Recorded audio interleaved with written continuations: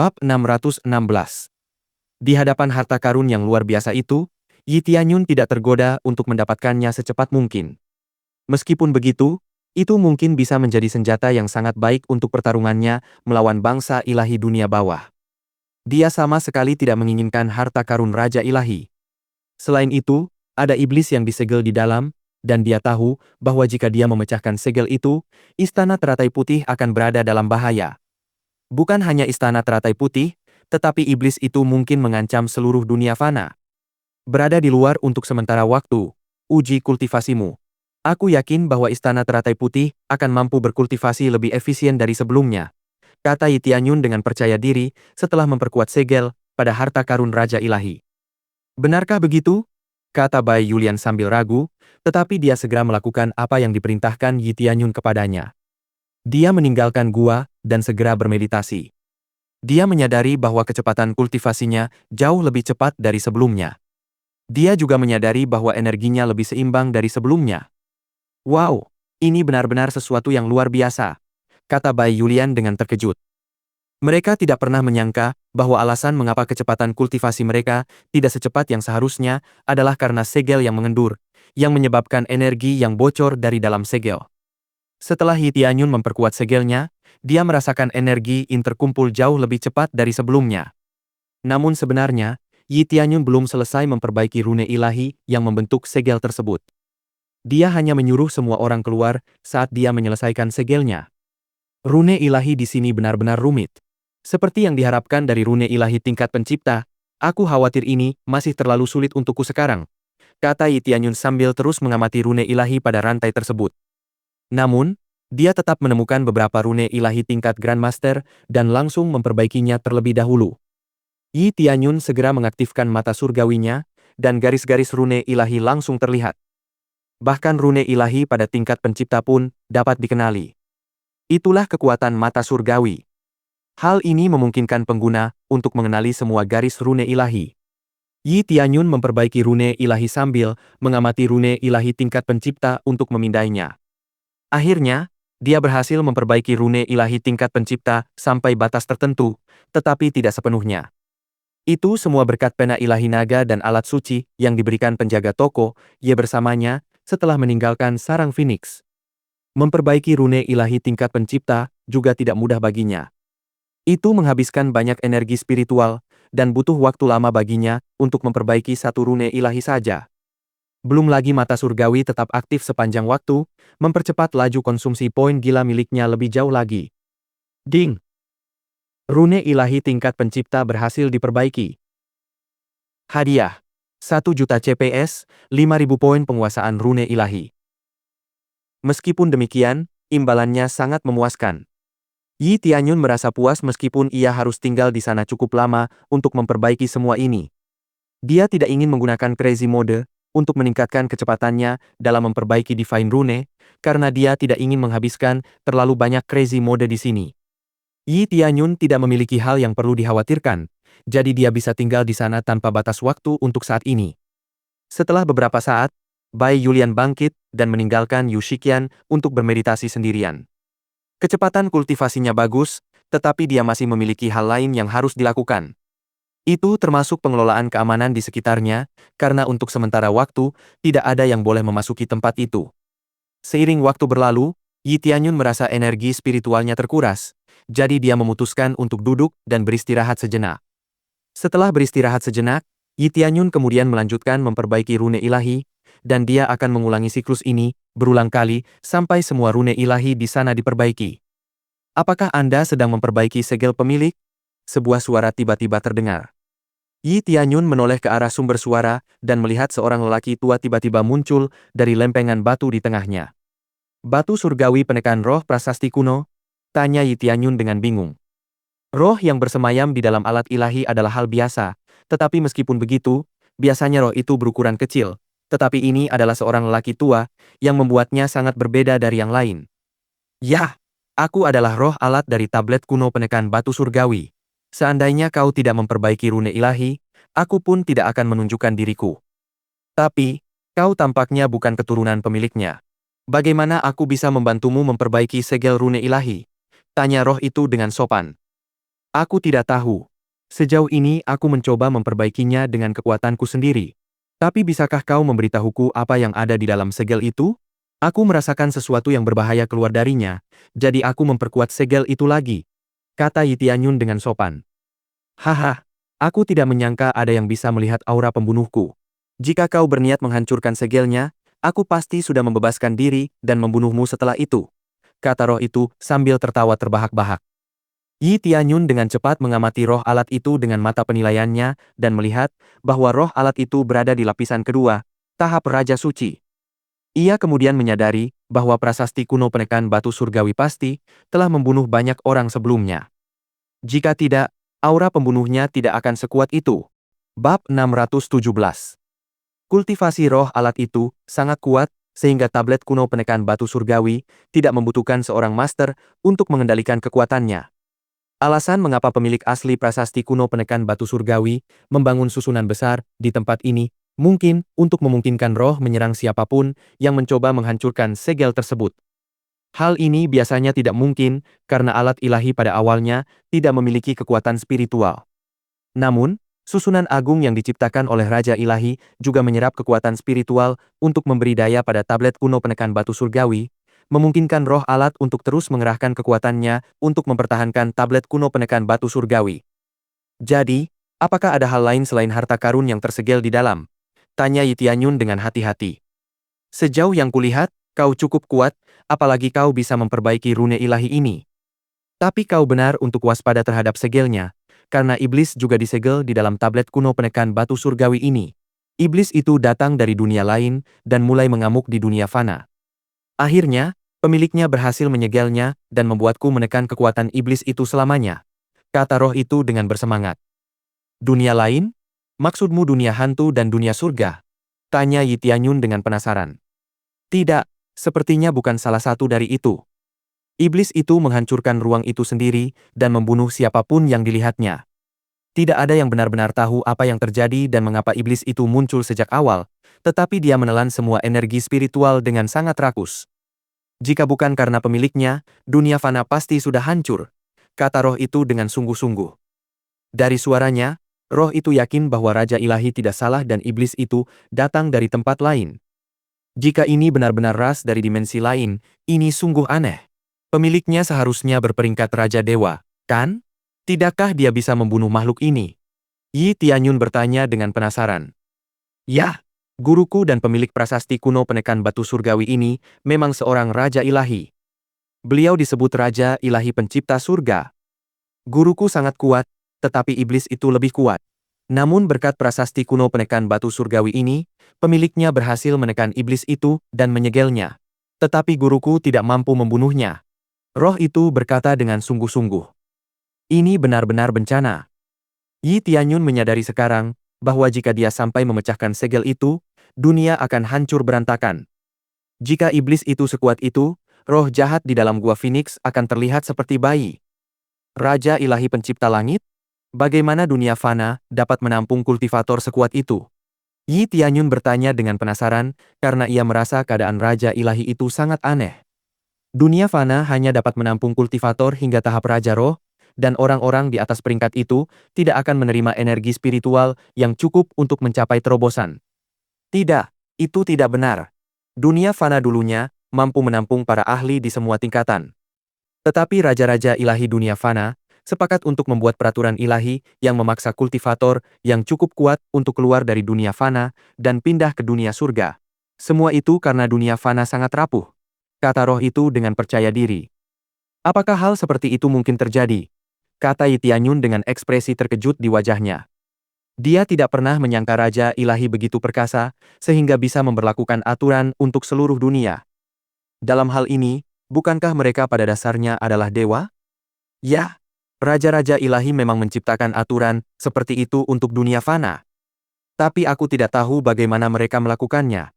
Namun setelah mereka menciptakan aturan itu, Raja-Raja Ilahi berpisah untuk memerintah di dunia mereka sendiri, kata roh itu dengan penuh percaya diri.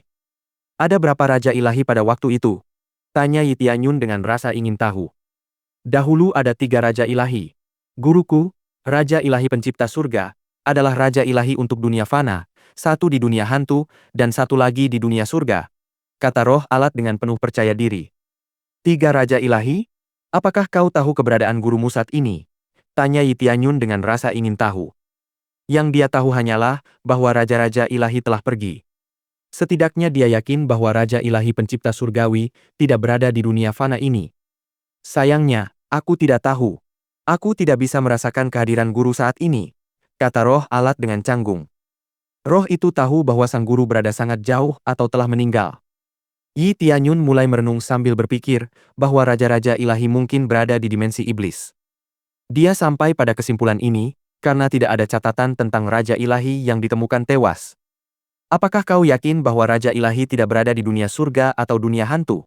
Tanya Yi Tianyun dengan rasa ingin tahu. Aku tidak tahu pasti, tapi satu hal yang pasti. Iblis yang ditekan di sini tidak akan bisa disegel selamanya. Bahkan jika kau memperbaiki semua rune ilahi di tempat ini sepenuhnya, ia pasti akan lolos nanti, kata roh itu dengan cemas.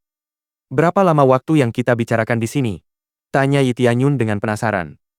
Jika kau memperbaiki seluruh rune ilahi sepenuhnya, dibutuhkan 100 tahun bagi iblis untuk melarikan diri, tetapi jika kau tidak memperbaikinya sepenuhnya, setidaknya kita punya waktu 60 tahun, kata roh itu dengan percaya diri.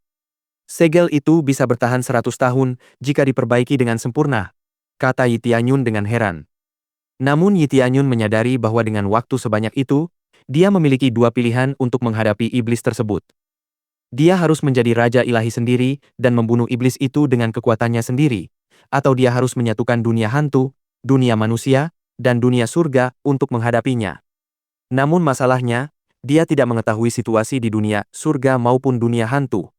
Jadi, dia tidak bisa memastikan bahwa dia mampu menghadapi iblis itu, bahkan jika dia menggabungkan kekuatan ketiga dunia. Namun satu hal yang pasti, adalah Yi Tianyun tidak berniat membiarkan orang-orang tak bersalah menderita karena seorang kultivator serakah dan secara tidak bertanggung jawab merusak segel tersebut. Bab 618. Setelah mempelajari informasi paling dasar, Yi Tianyun akhirnya memahami situasi secara keseluruhan, tetapi sayangnya, tidak semua detailnya. Namun, mengetahui situasi secara keseluruhan jelas membantunya untuk maju. Lagi pula, 100 tahun adalah waktu yang sangat lama, sehingga dia tidak perlu terlalu memikirkannya. Ding! Berhasil merebut misi utama Ultra, serangan untuk membunuh para iblis. Jadilah penyelamat dunia fana. Hadiah setelah penyelesaian. 100 miliar XP, 100 juta CPS, 50 juta SPS, 5.000 poin prestis, gelar penyelamat. Misi utama Ultra? Yi Tianyun terkejut, karena dia belum pernah melihat misi seperti itu sebelumnya. Dia memeriksa misi itu sekali lagi dan membaca detail tentang misi utama Ultra. Misi utama Ultra. Misi utama yang seharusnya tidak ditemukan sekarang, memberikan hadiah berlimpah sementara tingkat kesulitannya tetap sama. Yi Tianyun segera menyadari bahwa dia cepat atau lambat akan menerima misi yang melibatkan iblis itu, tetapi seharusnya tidak terjadi sekarang. Konon, makhluk itu muncul segera setelah iblis itu menghancurkan batu besar dan berkeliaran bebas selama beberapa tahun lagi. Jika tidak, misi tersebut tidak akan memberikan hadiah yang luar biasa seperti ini. Aku lupa menyebutkannya tadi, tapi aku adalah pewaris gurumu, kata Yi Tianyun sambil melepaskan auranya. Roh alat itu segera merasakan kekuatan yang familiar yang pernah digunakan tuannya, dan wajahnya langsung berubah muram. Ini benar-benar aura sang master, kata roh alat dengan perasaan akrab. Aku memperoleh kualifikasi ini di altar ilahi pendakian surga di dunia hantu. Aku ingin tahu apakah kau mengenal tempat ini? Tanya Yi Tianyun dengan penasaran. Aku tidak yakin, tapi auranya sangat familiar. Aku yakin kau adalah pewaris sang guru, kata roh alat dengan percaya diri. Yi Tianyun kini menyadari bahwa altar ilahi pendaki surga harus dibuat setelah penyegelan iblis. Jika tidak, roh alat pasti sudah mengetahui keberadaan altar itu sendiri. Jika memang demikian, maka aku akan memperbaiki semua rune ilahi. Itu tidak akan memakan waktu lama. Aku akan memberitahu keturunan Raja Ilahi tentang hal ini nanti, kata Yi Tianyun dengan hormat. Itu ide yang bagus. Keturunan Raja Ilahi perlu mengetahui hal ini. Lagi pula, ketiga Raja Ilahi hanya berhasil menyegel iblis itu, kata roh alat dengan penuh semangat. Kau bilang 3 Raja Dewa tidak bisa mengatasi iblis itu, kata Yi Tianyun dengan ekspresi terkejut di wajahnya. Dia tidak pernah menyangka bahwa ketiga raja ilahi itulah yang menaklukkan iblis tersebut. Kini, Yi Tianyun mulai bertanya-tanya seberapa kuat sebenarnya iblis ini. Jangan bodoh. Bahkan jika Raja Ilahi Pencipta Surga ada di sini, dia tidak akan mampu menghadapiku. Sebuah suara tiba-tiba terdengar dari dalam batu. Dasar iblis! Kurang ajar sekali. Teriak roh alat, dan seluruh batu itu diselimuti cahaya menyilaukan, menekan kekuatan iblis dan melepaskan kekuatan di dalam rune ilahi. Kau roh alat yang menyedihkan, aku akan menginjak-injakmu saat aku keluar dari sini. Teruslah mengasah kekuatanmu, bocah. Aku bisa merasakan kau akan menjadi santapan lezat saat aku dibebaskan dari tempat ini.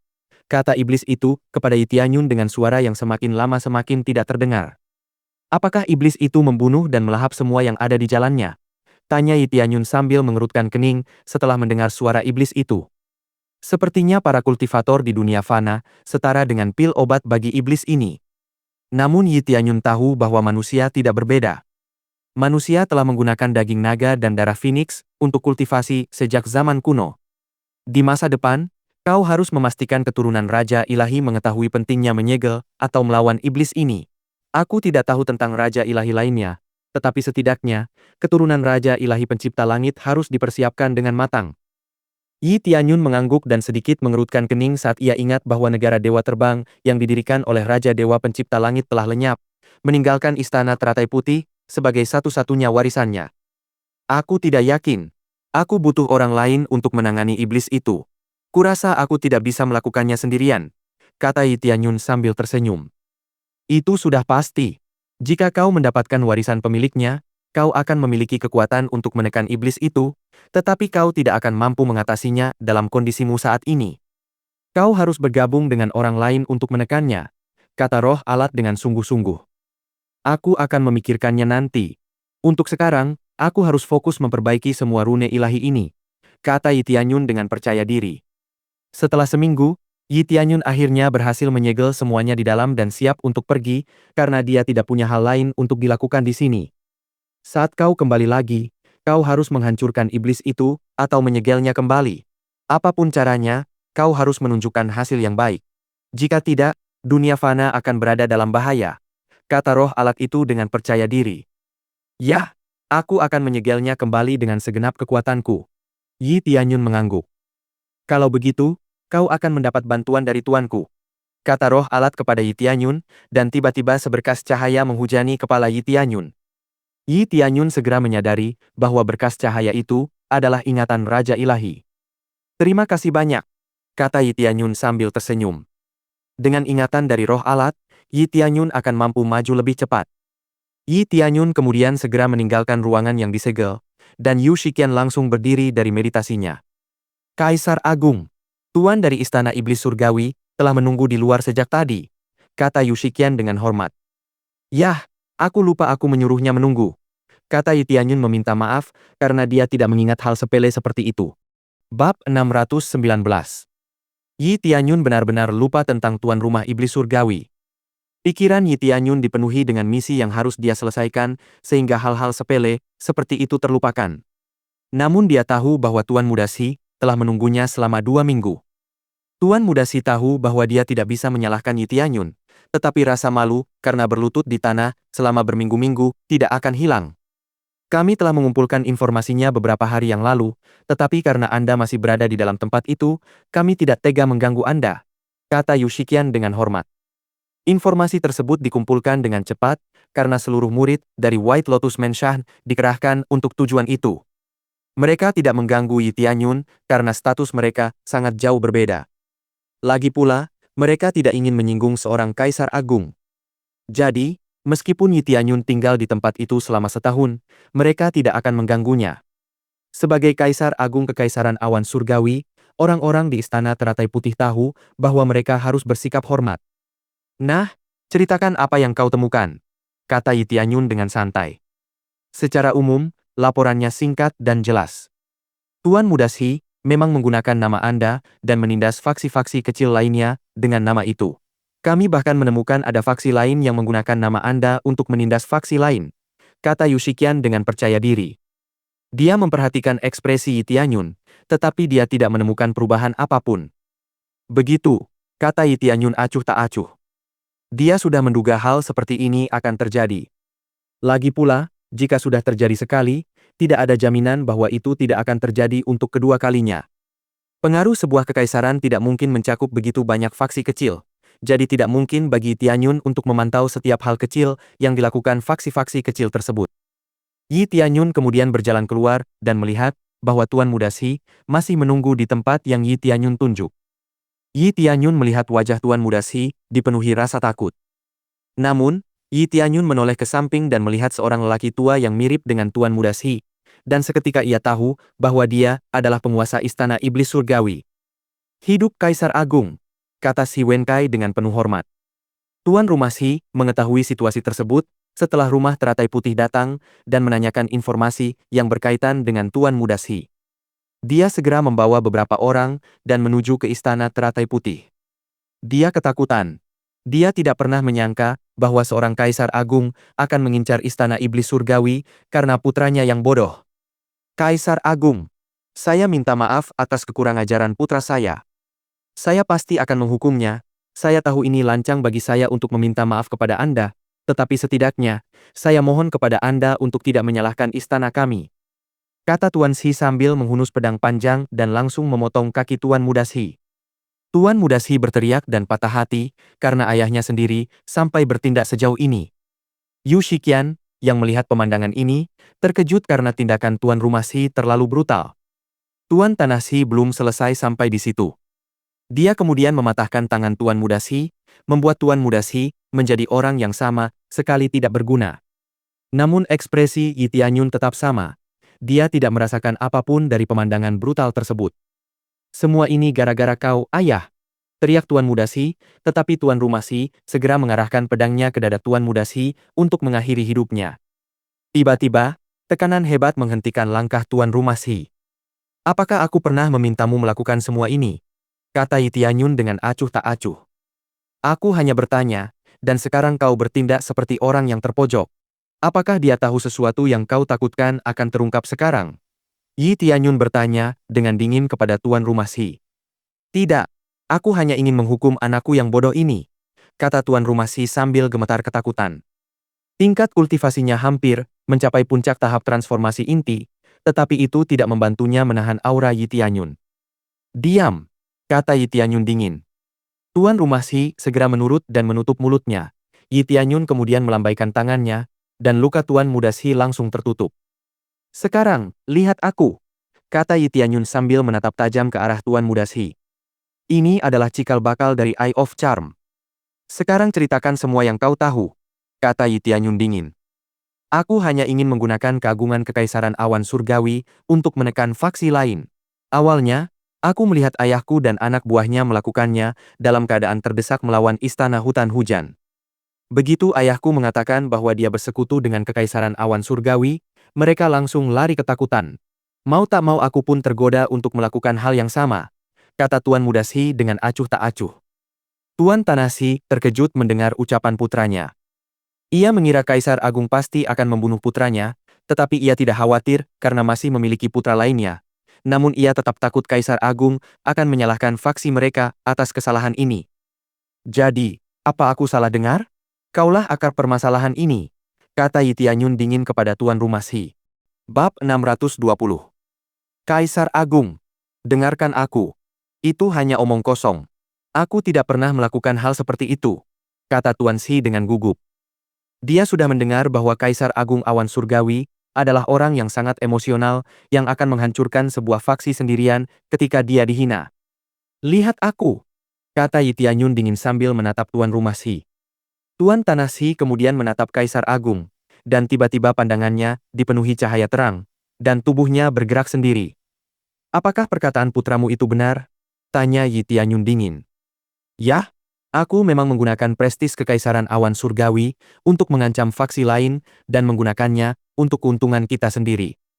Aku sudah merencanakan untuk menggunakan nama kekaisaran awan surgawi pada faksi tertentu selanjutnya, kata Tuan Rumah Xi dengan acuh tak acuh. Semua orang yang hadir langsung menyadari bahwa Kaisar Agung menggunakan semacam jimat untuk memaksa Tuan Rumah dan Tuan Muda Xi untuk mengungkapkan kebenaran. Semua orang menjadi takut akan kekuatan yang kejam ini. Mereka tahu bahwa mereka tidak bisa menyembunyikan apapun dari Kaisar Agung. Apakah ada hal lain yang ingin Anda sampaikan? Tanya Yi Tianyun kepada Tuan Rumah Shi dengan acuh tak acuh. Tuan Tanah Shi, yang telah sadar kembali, segera bersujud di hadapan Yi Tianyun dan memohon belas kasihan. Kaisar Agung, mohon, saya memohon belas kasihan Anda. Saya tidak akan pernah melakukan hal-hal ini lagi di masa depan. Saya hanya terlalu terpesona oleh martabat kekaisaran di masa lalu, kata Tuan Tanah Shi dengan gugup. Pada akhirnya, kau telah melakukannya beberapa kali dan menggunakan nama kekaisaranku untuk kejahatan. Aku tidak akan mentolerir tindakan kriminal, kata Yi Tianyun sambil menampar telapak tangannya ke arah Tuan Rumah Shi, dan Tuan Rumah Shi terhimpit di tanah akibat kekuatan aura Yi Tianyun. Pada akhirnya, daya tarik itu hebat jika kau bisa mengendalikannya dan menggunakannya sebagai motivasi. Tapi untuk kejahatan, itu benar-benar tak tertahankan. Karena itu, mulai sekarang, Istana Iblis Surgawi dibubarkan. Siapapun yang berani membangunnya kembali, akan menjadi musuh kekaisaran awan surgawi. Aku akan memerintahkan orang-orangku untuk membubarkannya secara damai nanti, dan siapapun yang melawan akan dibunuh, kata Yi Tianyun dengan acuh tak acuh. Yi Tianyun kemudian menyerang Tuan Muda Shi dengan energi dari telapak tangannya dan membunuhnya seketika. Lagi pula, Yi Tianyun tidak akan membiarkan Tuan Muda Shi hidup setelah kehilangan anggota tubuhnya karena ayahnya sendiri. Para tetua dari Istana Iblis Surgawi ketakutan, tetapi mereka tidak berani mengatakan apapun kepada Yi Tianyun. Lagi pula, tuan rumah mereka terbunuh dalam satu serangan, dan mereka tidak akan berbeda jika mereka mencoba melawan. Aku tidak bisa menerima perlakuan ini. Ini adalah kesalahan tuan rumah. Ini tidak ada hubungannya dengan kami, kata salah satu tetua iblis surgawi dengan percaya diri. Dia menguatkan diri dan mencoba berdebat dengan Yi Tianyun. Yi Tianyun menatap pria itu dengan malas dan menggunakan telapak tangannya untuk membunuh tetua. Dia tidak punya apa-apa lagi untuk dikatakan setelah penjelasan sebelumnya. Apakah ada orang lain yang ingin menyuarakan ketidaksetujuannya? Tanya Yi Tianyun dengan acuh tak acuh. Aku tahu kalian merasa sedih, tidak adil, dan kecewa, tetapi ini adalah harga yang harus kalian bayar karena melakukan sesuatu yang tidak sopan, seperti mencemarkan nama baik faksi lain. Aku tidak percaya bahwa kalian, sebagai tetua Istana Iblis Surgawi, sama sekali tidak menyadari apa yang dilakukan oleh tuan istana kalian. Dengan pemikiran itu, aku berusaha keras untuk mengampuni kalian. Tetapi, jika kalian benar-benar yakin bahwa kalian tidak salah, silakan sampaikan kekhawatiran kalian, kata Yi Tianyun dengan acuh tak acuh. Setelah Istana Iblis Surgawi dibubarkan, kau akan mengambil semua lokasi dan sumber daya mereka. Aku akan mempercayakan Istana Teratai Putih untuk mengembangkan lahan yang ditinggalkan Istana Iblis Surgawi agar lebih baik daripada mereka, kata Yi Tianyun kepada Bai Yulian. Terima kasih banyak, Kaisar Agung, seru Bai Yulian dengan penuh semangat. Istana Iblis Surgawi memiliki lebih banyak sumber daya daripada Istana Teratai Putih, dan sekarang karena Istana Teratai Putih akan mendapatkan semuanya, mereka akan dapat mengembangkan kultivasi mereka jauh lebih cepat daripada sebelumnya. Ngomong-ngomong, aku ingin kau membantuku membuat daftar semua faksi di dunia fana yang berani menggunakan nama kekaisaranku untuk membenarkan perbuatan jahat mereka. Aku akan memusnahkan mereka sendiri. Beraninya mereka mencemarkan nama kekaisaranku dengan tindakan kriminal mereka, kata Yi Tianyun dengan kesal. Yah, saya akan mengerjakannya, Yang Mulia Kaisar, kata Bai Yulian dengan penuh percaya diri. Untuk saat ini, saya ingin menegaskan bahwa Kekaisaran Awan Surgawi tidak akan secara diskriminatif menekan faksi yang tidak ada hubungannya dengan kita. Jika ada faksi yang berencana menyalahgunakan nama kita tanpa sepengetahuan kita, saya sendiri yang akan menghancurkan mereka, teriak Yi Tianyun agar semua orang mendengarnya. Semua orang langsung membungkuk begitu mendengar suara Kaisar Agung. Mereka merasa bahwa martabat Yi Tianyun sebagai Kaisar Agung terlalu sulit untuk ditolak. Setelah masalah teratasi, Yi Tianyun kembali ke ruangan tertutup dan berencana untuk menutupnya untuk sementara waktu. Dia sudah memperbaiki semua rune ilahi di sini, jadi dia tidak punya pilihan lain selain menutup ruangan agar tidak ada yang bisa masuk sembarangan. Pewaris, kuharap kekuatanmu akan berkembang dan kau menjadi jauh lebih kuat saat kita bertemu lagi lain kali, kata roh alat sambil tersenyum sebelum kembali masuk ke dalam batu. Yi Tianyun mengangguk dan menutup kembali ruangan itu, serta mengukir rune ilahi perlindungan di atasnya, sehingga begitu ruangan itu hancur, Yi Tianyun akan segera diberitahu. Yi Tianyun juga menetapkan tempat itu sebagai salah satu koordinat batu dewa teleportasi, sehingga dia bisa langsung datang kapanpun dia membutuhkannya. Selama waktu itu, semua hal lainnya berjalan sesuai rencana. Jenderal Su Fei dari Kekaisaran Awan Surgawi dan yang lainnya telah memimpin pasukan dan menghancurkan Istana Iblis Surgawi. Ada sedikit perlawanan, tetapi itu tidak berarti. Lagi pula, Kekaisaran Awan Surgawi adalah faksi terkuat di dunia fana. Selain itu, faksi-faksi lain yang menggunakan nama Kekaisaran Awan Surgawi juga dihukum. Untuk waktu singkat, dunia fana kembali dilanda kekacauan. Namun, hal itu segera terjadi ketika orang lain menyadari alasan di balik tindakan Kekaisaran Awan Surgawi. Bagaimanapun, nama dan ciri khas sebuah kekaisaran harus dijaga sesuai dengan keinginan kaisar. Tindakan Yi Tianyun untuk mendiskreditkan semua faksi yang mencoba memanfaatkan Kekaisaran Awan Surgawi telah memberinya banyak prestis. Nama Heavenly Clouds Empire mendapat banyak respons positif dari masyarakat. Bab 621. Fiuh, akhirnya selesai, kata Yi Tianyun sambil menatap rune ilahi di depannya. Perjalanan kali ini tidak menimbulkan bahaya bagi Tianyun, dan dia malah menerima banyak informasi dan hal-hal praktis lainnya. Informasi terpenting adalah tentang ras iblis, karena dia akan mendapat masalah nanti jika dia tidak tahu apapun tentang iblis. Setelah menutup gua itu, dia menutupi pintu masuknya dengan tanah sekali lagi, mengubur semua bukti bahwa gua itu pernah ada. Seharusnya tidak ada masalah untuk saat ini, kata Yi Tianyun dingin. Dia khawatir bangsa ilahi dunia bawah surgawi akan menemukan tempat ini karena mereka tidak akan ragu untuk melepaskan iblis demi keuntungan mereka sendiri. Namun Yi Tianyun tahu bahwa setidaknya seorang ahli Raja Suci harus datang ke sana secara pribadi untuk mendapatkan harta karun dan membuka segelnya. Untungnya, belum ada cara bagi seorang ahli Raja Suci untuk datang ke dunia fana. Yi Tianyun tahu bahwa bangsa ilahi dunia bawah surgawi tidak akan mengubah pendirian mereka meskipun mereka mengetahui tentang iblis itu. Yi Tianyun merasa bahwa bangsa ilahi dunia bawah surgawi bahkan akan mencoba bernegosiasi dengan iblis untuk mendapatkan simpati iblis. Dia benar-benar harus menghentikan mereka agar tidak mendekati tempat ini. Tempat ini terlarang. Jangan biarkan murid manapun mendekat, kata Yi Tianyun kepada Bai Yulian yang berdiri di sebelahnya. Tentu saja, saya akan mematuhi perintah Kaisar Agung, kata Bai Yulian dengan hormat. Jika ada yang menerobos masuk dan kultivasinya terlalu kuat, evakuasi rumah ini secepat mungkin, kata Yi Tianyun dengan sungguh-sungguh. Bai Yulian sedikit terkejut, tetapi dia tahu bahwa peringatan Yi Tianyun ada alasannya, jadi dia tidak bertanya apapun dan mengangguk patuh. Aku akan melakukan apa yang diperintahkan Kaisar Agung, kata Bai Yulian dengan hormat. Yi Tianyun mengangguk puas. Dia tidak menjelaskan situasinya kepada Bai Yulian karena menurutnya semakin sedikit orang yang mengetahui keadaan tersebut, semakin baik.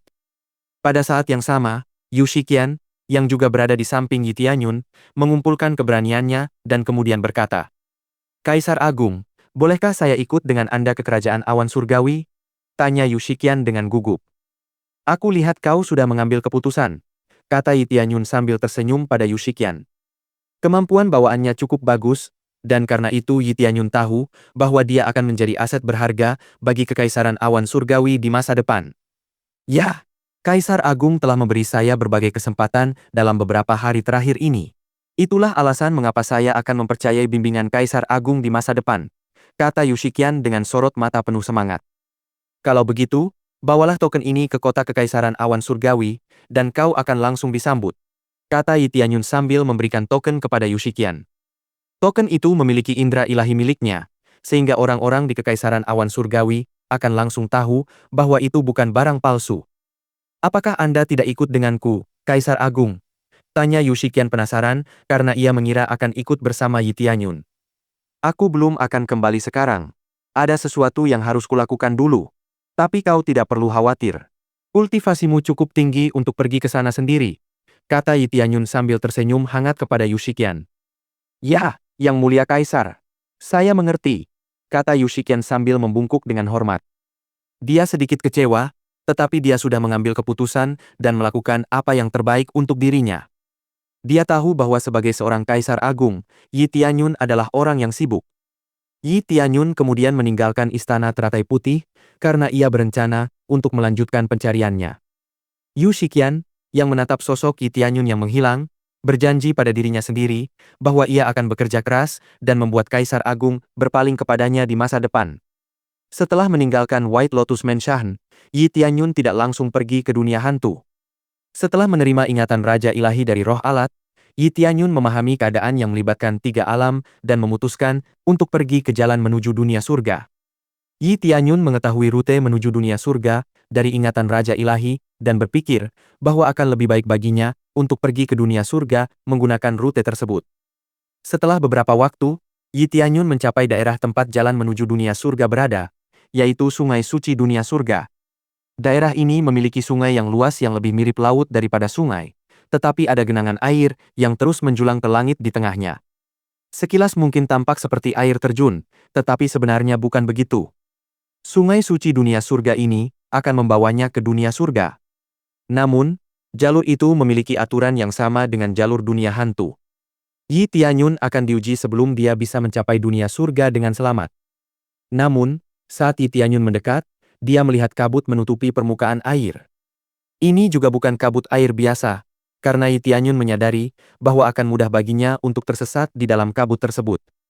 Sepertinya jalan itu ditutup sementara, kata Yi Tianyun dengan kecewa. Sama seperti Ghost World Passage, Heaven World Passage juga dibuka beberapa kali dalam setahun. Kali ini, sepertinya Yi Tianyun sudah terlambat. Bab 622. Jadi ini adalah Sungai Suci Dunia Surga. Sungguh luar biasa, kata Yi Tianyun sambil mengamati sungai itu dari kejauhan. Tidak banyak orang yang tahu tentang tempat ini karena letaknya di ujung benua, paling jauh dari peradaban. Sebagai perbandingan, Yi Tianyun terbang dari White Lotus Mansion secepat mungkin, tetapi tetap membutuhkan waktu 1 minggu penuh untuk sampai ke sana. Jika itu adalah para kultivator biasa dari dunia fana, mungkin akan membutuhkan waktu setidaknya 1 bulan untuk sampai ke sana. Sekarang karena Sungai Suci Dunia Surga telah ditutup, tidak mungkin untuk berenang melawan arus. Yi Tianyun sudah mengetahui hal ini, jadi dia mengubah tujuannya ke desa kecil di tepi Sungai Ilahi Dunia Surga.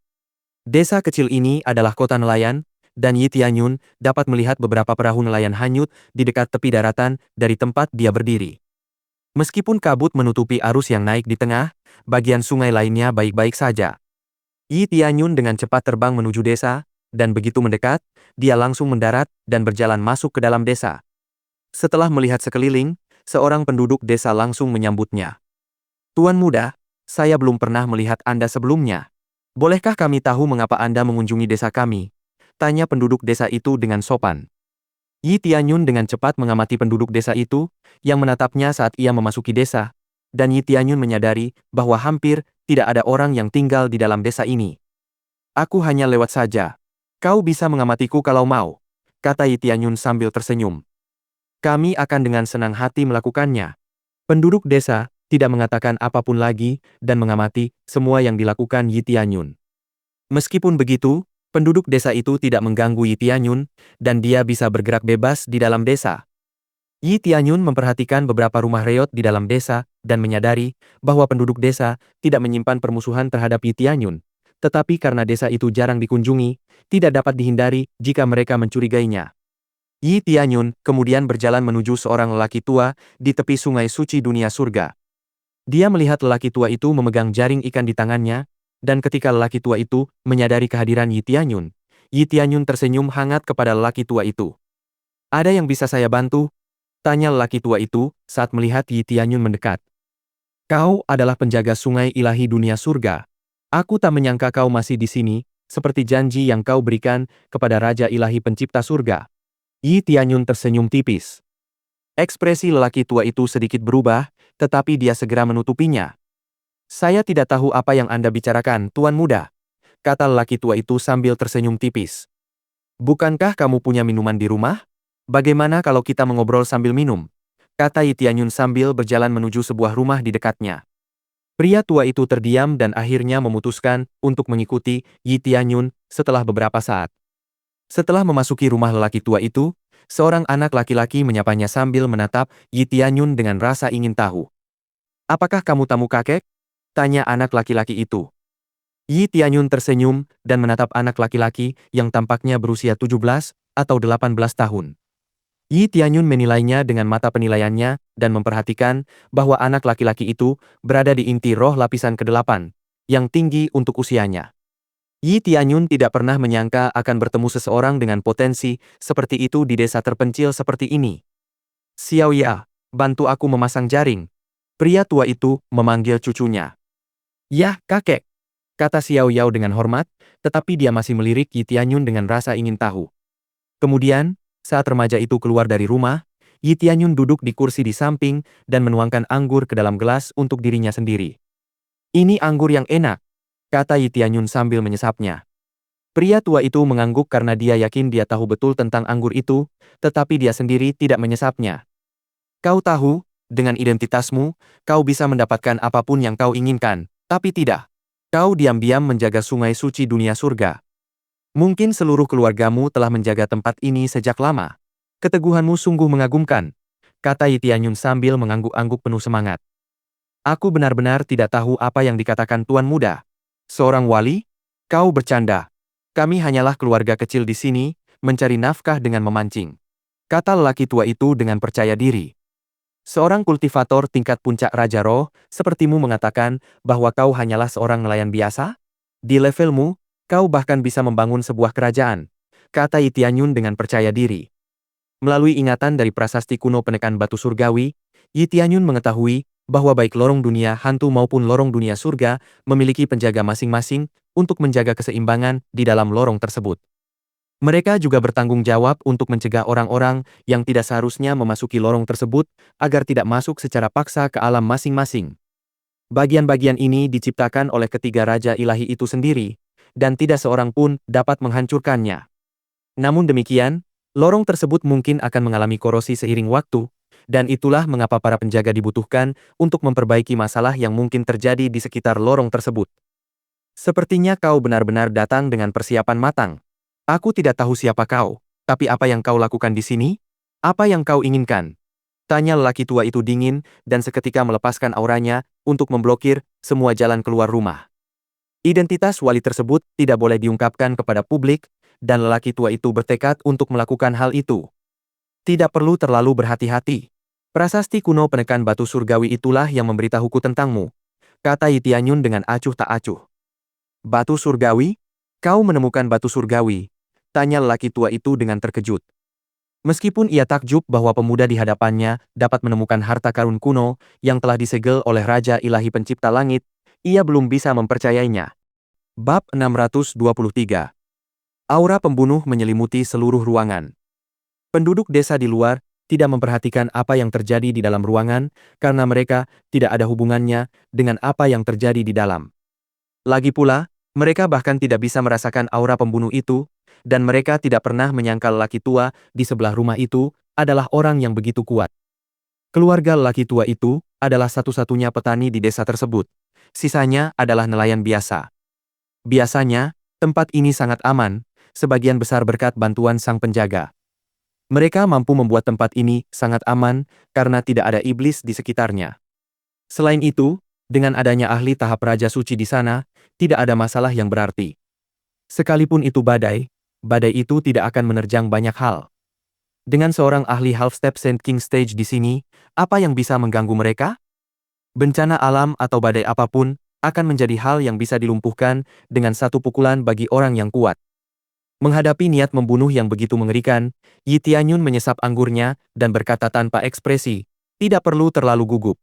Apakah kau pikir prasasti kuno penekan batu surgawi akan memberikan ingatan itu kepada orang lain semudah itu? Niat membunuh yang mengerikan yang akan membuat siapapun membeku karena ketakutan sama sekali tidak berarti apa-apa bagi Tianyun. Ini, lelaki tua itu terkejut. Setelah beberapa saat, dia duduk dan niat membunuhnya mereda. Namun, dia masih menatap Tianyun dengan saksama dan bertanya, mungkinkah kau kerabat kaisar? Dia segera tenang dan tahu di mana letak permasalahannya.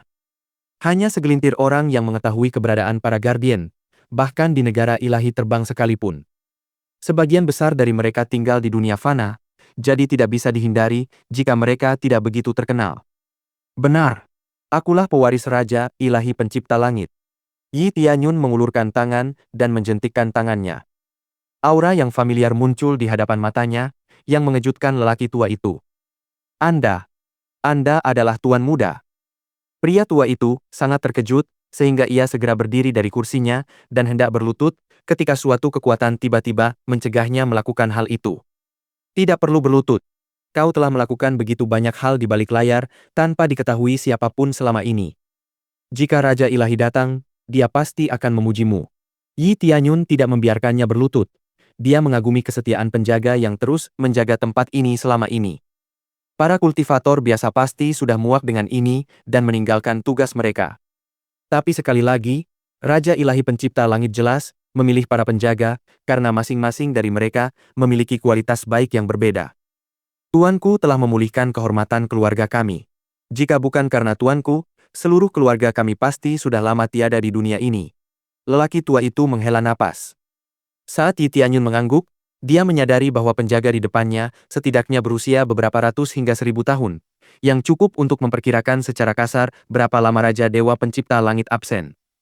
Rentang hidup kultivator tahap Raja Roh sekitar 1000 tahun.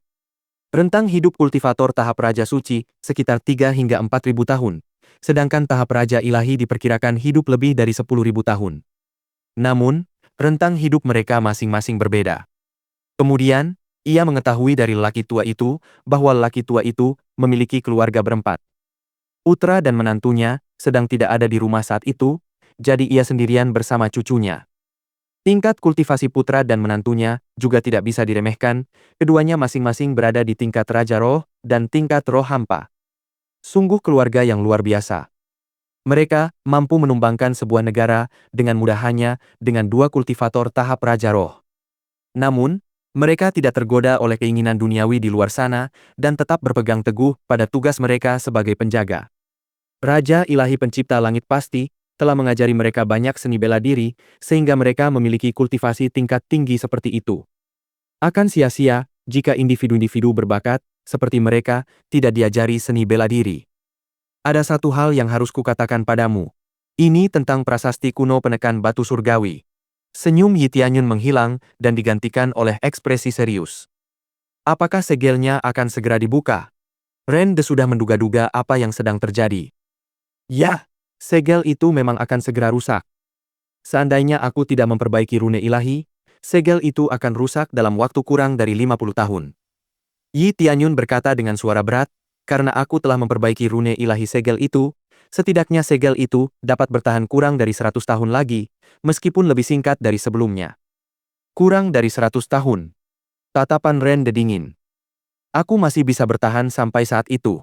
Jika segelnya benar-benar rusak, aku pasti akan bertarung. Meskipun usianya sudah lanjut, matanya menunjukkan bahwa ia belum kehilangan ketajamannya. Itu yang pertama. Kedua, aku di sini untuk memintamu menjaga kekaisaranku, kata Yi Tianyun dengan suara berat. Tuan muda ini, kami telah lama bersumpah untuk bertindak sebagai penjaga selama beberapa generasi, dan karena itu kami tidak dapat meninggalkan tempat ini sesuka hati. Ren De tampak bimbang. Yi Tianyun tidak terkejut dan melanjutkan penjelasannya. Seorang raja dewa di dunia, hantu mengincar harta karun itu. Kebetulan aku telah menjadikan mereka musuh, ketika aku menemukan tablet kuno penekan batu surgawi yang selama ini mereka cari. Masalahnya adalah kekaisaranku relatif lemah. Jadi kita akan binasa jika mereka melancarkan serangan habis-habisan, dan begitu mereka menyingkirkan kita, ada kemungkinan besar mereka akan memecahkan segelnya. Sebagai seorang penjaga, kurasa kau tidak hanya bertanggung jawab untuk melindungi jalan ini, tetapi juga keselamatan dunia fana, kan? Kalau kau mengatakannya seperti itu. Ren De terdiam. Karena untuk saat ini tidak ada ancaman terhadap jalan tersebut, ia berpikir mungkin tidak ada salahnya untuk membantu. Lagi pula, dia memang bertanggung jawab untuk melindungi dunia fana, jadi menangkis para penyusup secara tidak langsung akan melindungi dunia fana. Baiklah kalau begitu. Karena Tuan Muda berkata demikian, aku akan menjaga tempat ini untukmu. Ren De segera setuju. Bolehkah aku bertanya Tuan Muda berasal dari kekaisaran mana? Tak peduli kerajaan manapun yang menjadi milik Yi Tianyun, dia akan tetap melakukan apa yang diperintahkan kepadanya. Kekaisaran Awan Surgawi. Aku ingin tahu apakah kau pernah mendengarnya. Yi Tianyun merasa sangat puas dengan jawaban ini. Kekaisaran Awan Surgawi. Mungkinkah Tuan Muda adalah Kaisar Agung Kekaisaran Awan Surgawi? Ren De sangat terkejut. Orang yang ada di hadapannya, yang usianya tidak jauh lebih tua dari cucunya sendiri, adalah Kaisar Agung yang menggulingkan kekaisaran naga dunia, yang sungguh mengejutkan. Ada terlalu banyak desas-desus, tetapi semuanya mengatakan bahwa Kaisar Agung Kekaisaran Awan Surgawi masih sangat muda, tetapi ada juga desas-desus bahwa dia adalah iblis tua. Ketika Rende memandang Yi Tianyun, dia langsung berpikir bahwa Yi Tianyun masih sangat muda, dan dia adalah penerus Raja Dewa Pencipta Langit. "Yah, sepertinya kau pernah mendengar tentangku." Yi Tianyun tertawa. "Basis Kekaisaran Awan Surgawi memang lemah. Saat putraku kembali, aku akan segera berangkat untuk membantu," kata Rende dengan suara berat. Yi Tianyun tersenyum. Perjalanan ini ternyata tidak sia-sia. Dia berhasil mendapatkan bantuan dari penjaga, yang akan sangat membantu karena dia berencana meninggalkan dunia fana untuk sementara waktu. Bab 624. Setelah negosiasi, Rende memanggil kembali cucunya dan memperkenalkan Yi Tianyun kepadanya. "Ini Kaisar Agung Tianyun, calon tuan muda Anda." Sebelum Rende menyelesaikan ucapannya, Ren Xiaoyao langsung berteriak kegirangan. "Apakah kau Kaisar Agung Kekaisaran Awan Surgawi?" teriak Ren Xiaoyao. "Kau terlihat sangat muda, persis seperti yang dikatakan rumor. Kau pasti reinkarnasi dari seorang pria perkasa. Aku sudah mendengar cerita tentangmu.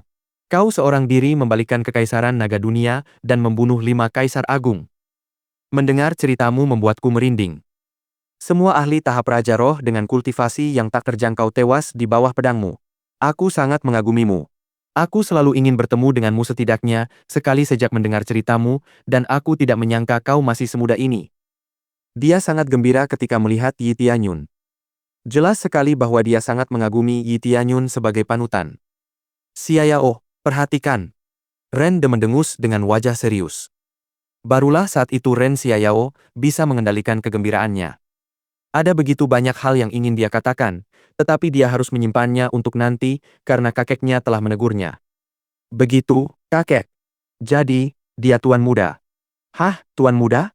Apakah itu berarti kau adalah penerus Raja Ilahi Pencipta Langit? Ini gila. Aku tidak menyangka akan ada kebetulan seperti ini. Ini pasti semacam takdir." Sesaat sebelumnya ia mampu mengendalikan kegembiraannya, dan sedetik kemudian ia kembali kehilangan kendali seolah-olah sudah lama tidak berbicara dengan siapapun. "Xiaoyao." Rende memarahi cucunya sekali lagi, dan kali ini berhasil membungkamnya untuk selamanya. "Tidak apa-apa. Dia masih muda. Aku bisa memahami rasa ingin tahunya," kata Yi Tianyun sambil terkekeh. Tapi, Rende menggelengkan kepalanya tanpa daya, karena ia menganggap sikap cucunya itu tidak pantas bagi seseorang yang menerima warisan Raja Ilahi Pencipta Langit. Bahkan Rende, yang tertua di ruangan itu, tak kuasa menahan rasa hormatnya kepada Yi Tianyun, terutama setelah Yi Tianyun menyebutkan bahwa dia adalah Kaisar Agung Kekaisaran Awan Surgawi. Mereka segera menyelesaikan detailnya setelah itu. Ren Xiaoyao sangat gembira hingga melompat-lompat kegirangan ketika mengetahui bahwa mereka akan berangkat ke Kekaisaran Awan Surgawi. Berada di tempat terpencil selama yang dia ingat sungguh sulit bagi Ren Xiaoyao. Dia belum pernah ke kota manapun, apalagi kekaisaran. Kata bebas tidak ada dalam hidupnya karena kewajibannya sebagai anggota keluarga penjaga. Sekarang setelah Tuan Muda memerintahkan Ren Xiaoyao untuk ikut dengannya, dia jelas harus mematuhinya karena perintah Yi Tianyun setara dengan perintah Raja Dewa Pencipta Langit, yang berarti perintah Yi Tianyun mengesampingkan perintah Raja Dewa Pencipta Langit sebelumnya. Melihat cucunya begitu bahagia, Ren tak kuasa menahan senyum. Tentu saja, ia ingin orang-orang yang disayanginya pergi keluar dan melihat dunia luar sendiri. Sebenarnya, dia tidak pernah memaksa keluarganya untuk tinggal bersamanya. Keluarganya memutuskan untuk tinggal bersamanya dan menjaga jalan tersebut atas kemauan mereka sendiri, karena mereka menganggapnya sebagai suatu kehormatan untuk melayani Raja Ilahi. Ren takut bahwa Raja Ilahi Pencipta Surga akan menghukum keluarganya jika dia kembali dan dia tidak ada di sana. Dia masih bisa menerimanya jika hanya dia yang menerima hukuman, tetapi dia tidak tahan melihat keluarganya dihukum menggantikannya. Selain itu, Raja Ilahi Pencipta Surga mungkin akan memberinya imbalan atas kesetiaannya. Sekarang setelah Yi Tianyun secara pribadi memintanya, setidaknya dia bisa bernapas lega untuk saat ini. "Aku masih ada beberapa hal yang harus diurus. Bawalah token ini ke kota Kekaisaran Awan Surgawi, dan mereka akan menyambutmu." Yi Tianyun menyatukan sebuah token dan menyerahkannya kepada mereka. Baik, Tuan Muda. Ren De menerima tanda terima itu dengan hormat. Yi Tianyun segera menuju ke lorong dunia hantu. Tidak perlu membawa mereka ke kota kekaisaran awan surgawi, karena mereka bisa pergi ke sana sendiri. Selain itu, Ren De harus menunggu kepulangan putranya sebelum mereka bisa berangkat.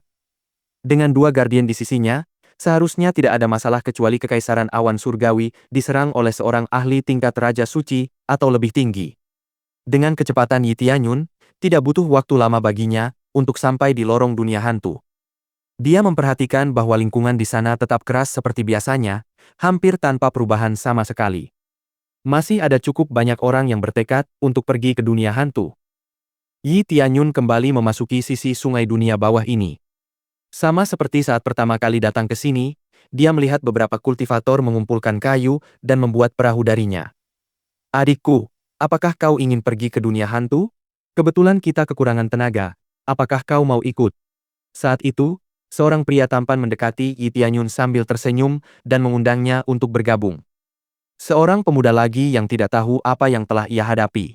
Ini adalah sungai dunia bawah, seolah-olah logika normal berlaku di sini. Siapa peduli jika anak itu pergi ke arena dan menipu orang agar bergabung lagi? Aku penasaran berapa banyak orang yang akan menjadi umpan meriam. Para kultivator di daerah itu menggelengkan kepala. Mereka enggan mengundang seorang pemuda ke dalam kelompok mereka karena mereka berpikir semakin muda seseorang, semakin rendah tingkat kultivasinya. Itulah mengapa mereka lebih memilih untuk mengundang seorang kultivator berpengalaman. Adikku, aku sarankan kau kembali. Tempat ini lebih berbahaya dari yang kau bayangkan. Seorang wanita biasa berusia 30-an tiba-tiba mendekati Yi Tianyun dan menyarankannya untuk berbalik. Dasar nenek tua, jangan menghalangi jalanku kalau kau tak menginginkannya, kata pria tampan di sebelahnya dengan tegas. Liu De, hentikan omong kosongmu. Tidak ada kebaikan yang didapat dari bergaul denganmu. Tatapan Ding Qing dingin saat dia berkata dengan suara berat, kau bisa tahu sekilas bahwa tingkat kultivasinya tidak terlalu tinggi. Apakah kau berencana mengirimnya ke kematian? Memangnya apa masalahmu? Ini bukan urusanmu. Liu De mendengus dingin. Aku memang tidak menyukaimu. Mau berkelahi atau bagaimana? Ding Qing menyingsingkan lengan bajunya, seolah ingin berkelahi dengan Liu De. Liu De mengerutkan kening, tetapi Yi Tianyun mendahuluinya sebelum dia bisa menjawab. Tidak, aku baik-baik saja sendiri. Tapi aku bisa memberi kalian tumpangan sebagai imbalan atas kebaikan kalian. Yi Tianyun tersenyum tipis. Meskipun Ding Qing tampaknya tidak terlalu kuat, dia cukup baik hati untuk memperingatkan orang asing tentang betapa berbahayanya sungai dunia bawah. Mengantar kami? Apa maksudnya? Ding Qing terdiam, begitu pula yang lainnya. Aku bisa mengantar kalian ke dunia hantu. Kebetulan aku sedang dalam perjalanan ke sana, kata Yi Tianyun dengan datar. Semua orang yang mendengar kata-kata itu terdiam. Liu De segera menunjuk ke arahnya dan tertawa terbahak-bahak. Anak ini bodoh? Memberi kita tumpangan? Dia pikir dia akan menyeberangi sungai atau semacamnya. Kau benar-benar membuat hariku menyenangkan, nah. Yang lain juga tertawa, memandang Yi Tianyun seolah-olah dia orang bodoh. Bahkan Ding Qing pun kehilangan kata-kata. Dia tidak tahu harus berkata apa karena dia berpikir Yi Tianyun terlalu gegabah. Bab 625. Yi Tianyun mengabaikan tawa dan tatapan mengejek yang ditujukan kepadanya, karena dia sudah terbiasa dengan perlakuan seperti itu. 9 dari 10 orang tidak akan percaya bahwa seorang remaja seusianya memiliki kemampuan untuk pergi ke dunia hantu, dan satu orang yang mempercayainya akan dianggap gila. Adikku, dengarkan aku. Kau sebaiknya kembali setelah tingkat kultivasimu sedikit lebih tinggi jika ingin pergi ke dunia hantu. Meskipun jalur dunia hantu tidak seberbahaya dulu, kau sebaiknya tidak mengambil risiko. Ding Qing menasihati Yi Tianyun dengan penuh perhatian layaknya seorang kakak perempuan yang penyayang. Namun, para kultivator dalam kelompok Ding Qing memandang Yi Tianyun dengan ekspresi jengkel.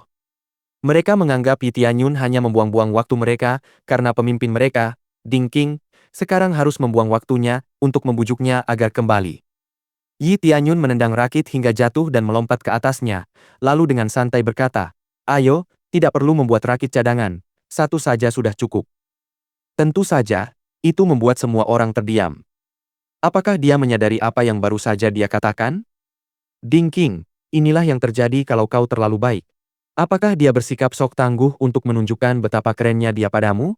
Tapi aku tidak mengerti apa yang begitu hebat darimu. Liu De tertawa terbahak-bahak.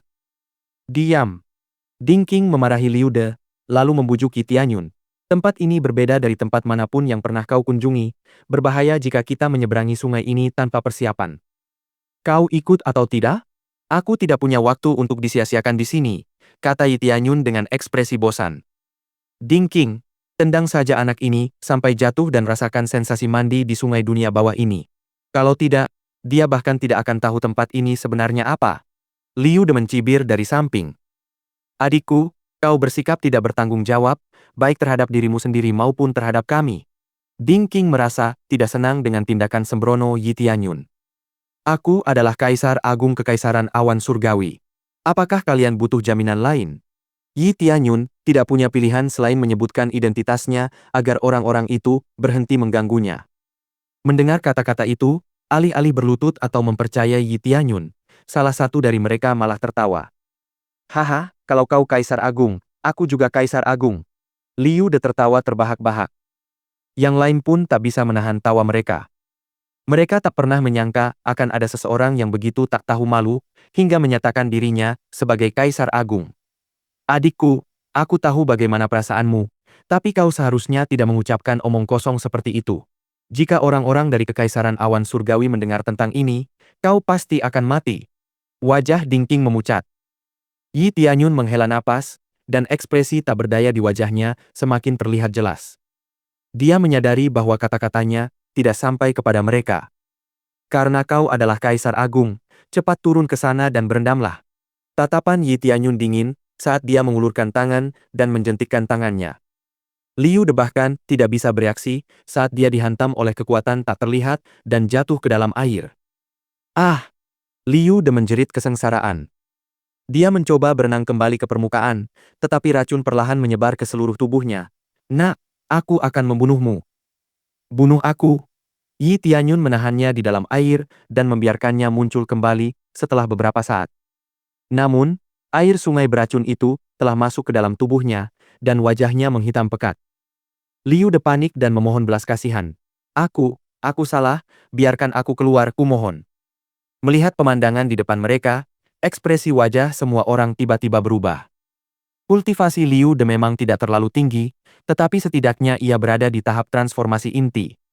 Liu De bahkan tidak mampu mengalahkan Yi Tianyun, yang berarti tingkat kultivasi bocah itu jauh lebih tinggi daripada Liu De. Ini berarti bahwa kultivasi anak laki-laki di depannya jauh lebih tinggi daripada Liu De. Kalian akan datang atau tidak? Yi Tianyun menatap mereka dan berkata, saya permisi jika kalian tidak datang. Kekuasaan Raja Ilahi bersifat absolut. Oleh karena itu, Yi Tianyun tidak bisa terbang meskipun tingkat kultivasinya cukup tinggi, dan karena Ding Qing tampaknya bukan orang jahat, Yi Tianyun tidak keberatan membawanya bersamanya. Kami datang. Ding Qing buru-buru menoleh dan berkata kepada teman-temannya, kenapa kalian berdiri di sini saja? Cepat. Oke. Mereka buru-buru melompat ke rakit Yi Tianyun setelah melihat kekuatannya. Awalnya, mereka mengira Yi Tianyun hanyalah anak kecil yang gila, tetapi ternyata itu adalah sebuah kesalahan. Apakah ini semua orang? Kata Yi Tianyun dengan acuh tak acuh. Yah. Ding Qing menyadari bahwa dia tidak setegas sebelumnya. Dia mulai percaya bahwa remaja di hadapannya mungkin sebenarnya adalah Kaisar Agung Kekaisaran Awan Surgawi. Ayo pergi. Yi Tianyun melambaikan tangannya, dan perahu itu tiba-tiba melaju kencang, menghilang dari pandangan. Kecepatan macam apa ini? Jangan bilang dia benar-benar Kaisar Agung Kekaisaran Awan Surgawi. Apakah ini mungkin? Aku memang mendengar desas-desus bahwa Kaisar Agung Kekaisaran Awan Surgawi masih muda dan tampak seperti masih berusia awal 20-an. Jadi, kita melewatkan kesempatan untuk mendapatkan simpati darinya, ya? Sial, Ding Qing sangat beruntung. Mereka menyesali perilaku mereka terhadap Yi Tianyun. Sementara itu, Liu De, yang diracuni parah, mencoba berenang kembali ke pantai. Apakah dia bisa bertahan hidup atau tidak, bergantung pada dirinya sendiri saat ini. Namun, tidak ada yang berani membantunya karena ini adalah hukuman yang diberikan Kaisar Agung Kekaisaran Awan Surgawi kepadanya, dan mereka takut bahwa membantu Liu De akan dianggap menentang kekaisaran awan surgawi itu sendiri. Sementara itu, Yi Tianyun sama sekali tidak mempedulikan mereka. Berkat dia, tidak ada yang perlu mendayung, dan dia puluhan kali lebih cepat dibandingkan saat pertama kali menyeberangi sungai ini. Dia sangat cepat sehingga hiu Netherwater takut mendekati Rakit. Ding Qing dan rekan-rekannya terdiam. Yang bisa mereka lakukan hanyalah mengamati lingkungan sekitar yang terus berubah. Tak lama kemudian, mereka sampai di pantai, tetapi sebelum mereka turun, Yi Tianyun berkata, "Tidak perlu turun." Yi Tianyun kemudian melambaikan tangannya sekali lagi, dan rakit itu berlayar lagi. Namun, kali ini, di daratan. Meskipun sedikit lebih lambat dari sebelumnya, tetap saja cukup cepat. Tak perlu dikatakan, pemandangan ini mengejutkan semua orang. Meskipun siapapun yang melihat pemandangan ini pasti akan terkejut, fenomena semacam ini memang mungkin terjadi asalkan kultivasi seseorang cukup kuat. Meskipun mereka sedang melewati zona berbahaya, seolah-olah mereka sedang berwisata. Bab 626. Kita sudah sampai. Ding Qing dan rekan-rekannya tersadar kembali ketika mendengar kata-kata Rozen, dan mereka mendapati sebuah gunung sudah berada tepat di depan mata mereka sebelum mereka menyadarinya. Apa? Sudah. Mereka tercengang karena waktu yang berlalu begitu cepat, namun mereka sudah sampai di tujuan. Mereka bahkan sudah siap mati ketika menaiki rakit Yi Tianyun. Kau bisa mencapai puncak dengan mendaki jalur ini. Seharusnya tidak terlalu sulit, kata Yi Tianyun sambil turun dari perahu. Tidak ada kultivator lain di daerah itu, karena Yi Tianyun telah menyerap awan hitam pada kunjungan terakhirnya, sehingga para kultivator dapat mendaki puncak dengan aman. Ini. Jangan bilang kau sebenarnya Kaisar Agung Kekaisaran Awan Surgawi. Ding Qing kesulitan mencerna semua hal aneh yang telah terjadi. Yi Tianyun mengangguk dan pergi setelah mengatakan itu. Dia membantu mereka menyeberangi sungai dunia bawah, karena Ding Qing adalah orang yang baik.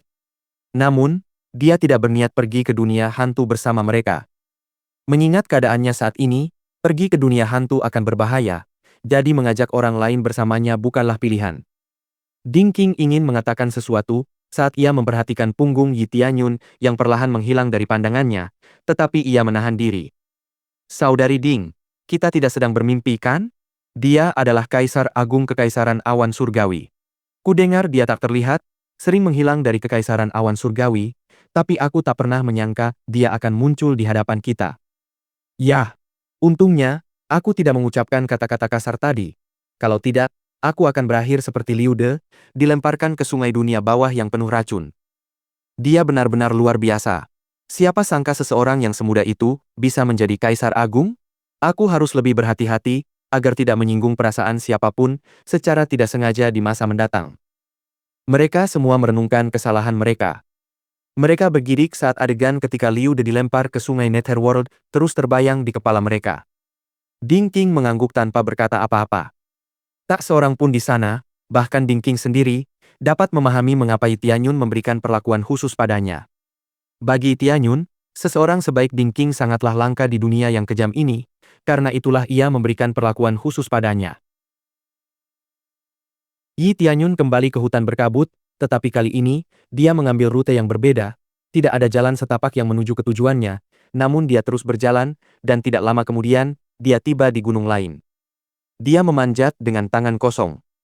Seekor monster yang bersembunyi di kegelapan mengamati Yi Tianyun dengan saksama, siap untuk menyergapnya, tetapi ketika merasakan intimidasi Yi Tianyun, monster itu berubah pikiran dan memutuskan untuk bersembunyi untuk sementara waktu. Tak lama kemudian, Yi Tianyun mencapai puncak, di mana tidak ada kabut kematian. Namun, ia menemukan sebuah gubuk yang ditinggalkan. Dia berjalan mendekat, dan perlahan mendorong pintu yang tertutup debu. Hanya Tuhan yang tahu berapa lama gubuk ini telah ditinggalkan. Sepertinya penjaga yang dulu tinggal di sini sudah pergi. Yi Tianyun mengerutkan kening. Gubuk itu seharusnya menjadi tempat tinggal salah satu penjaga menurut ingatan yang diperolehnya dari prasasti kuno penekan batu surgawi. Namun, tempat itu telah ditinggalkan, dan tidak ada yang tahu di mana penjaga itu berada. Dunia hantu menjadi sangat berbahaya akhir-akhir ini, terutama karena ketidakhadiran penjaganya. Banyak rune ilahi di sana yang rusak, karena lamanya waktu dibiarkan tanpa pengawasan.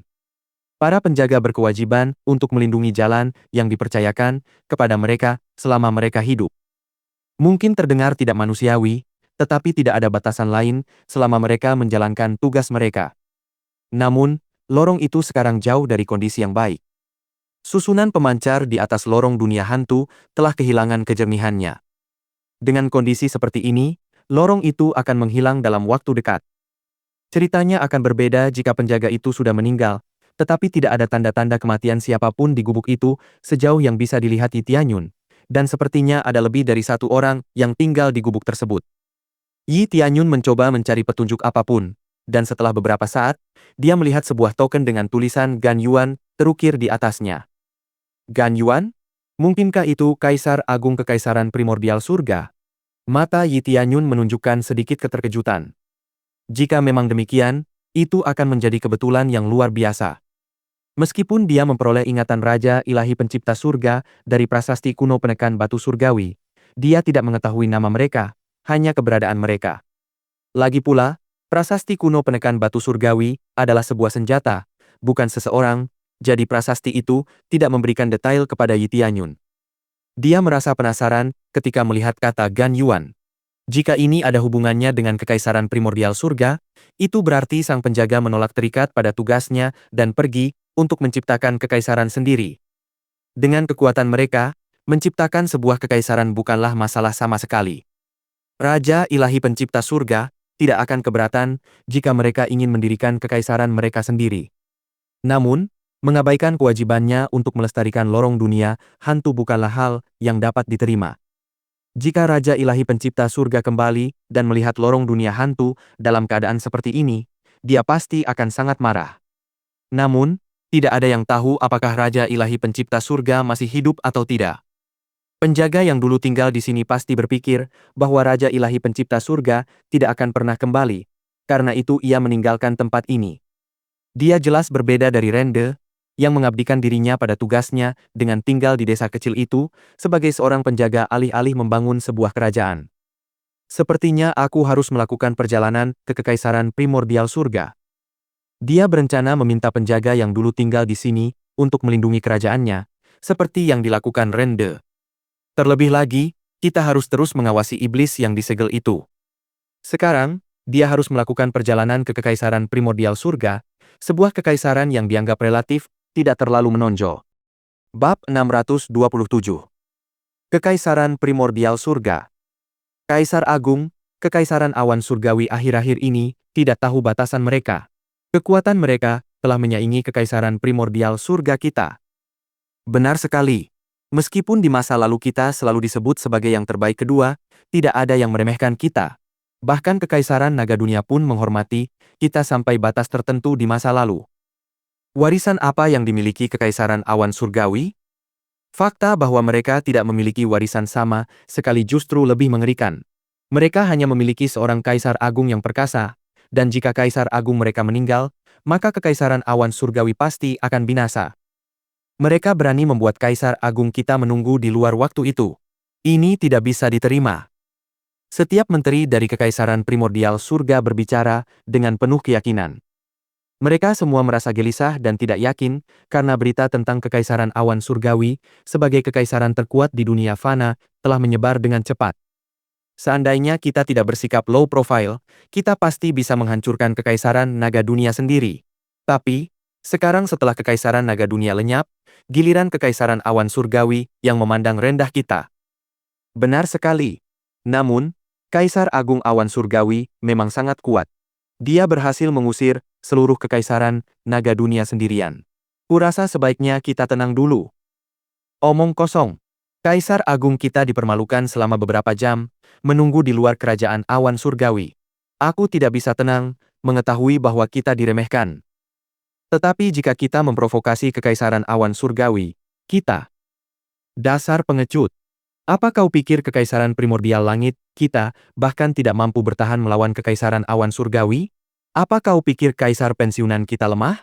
Kaisar pensiunan kita sendiri jauh lebih kuat daripada seluruh Kekaisaran Naga Dunia.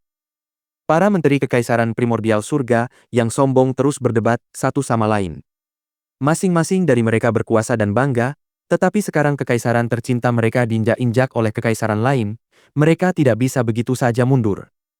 Mereka merasa dipermalukan, karena kehilangan tangan mereka melawan kekaisaran baru seperti ini. Kaisar Agung, kekaisaran awan surgawi bukanlah ancaman. Hanya Kaisar Agung merekalah yang mampu.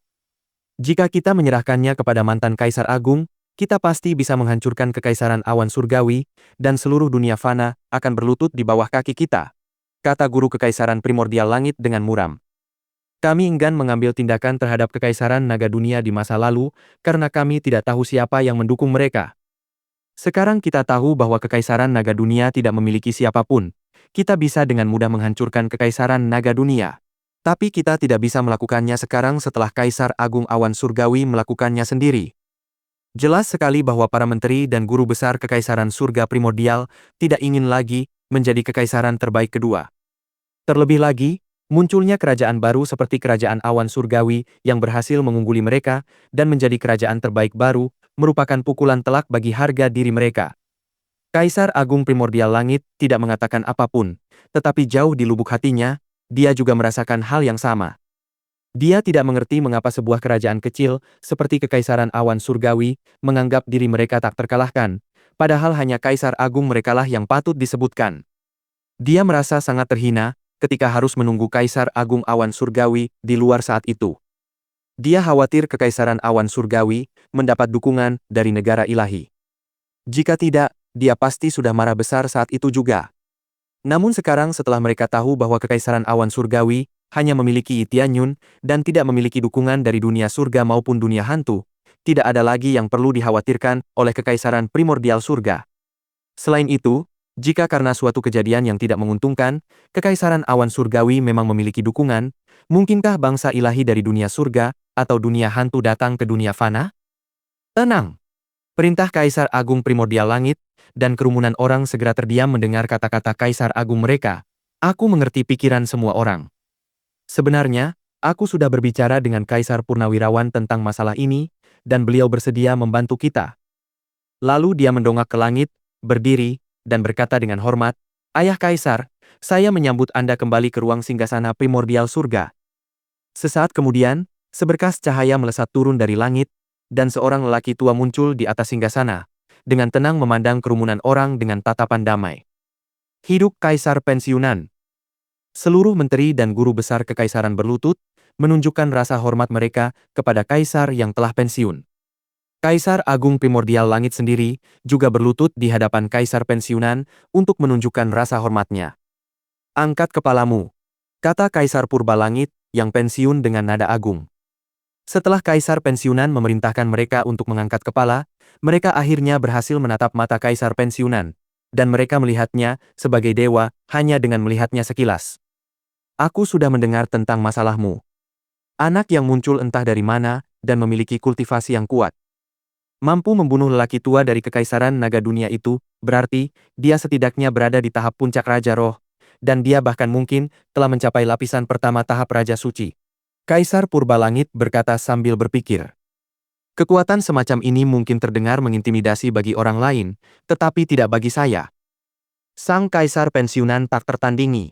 Sang Kaisar Pensiunan tak terkalahkan. Para menteri semuanya bersemangat. Banyak dari mereka telah menyaksikan pertempuran Kaisar Purnawirawan, dan kekuatan itu masih segar dalam ingatan mereka.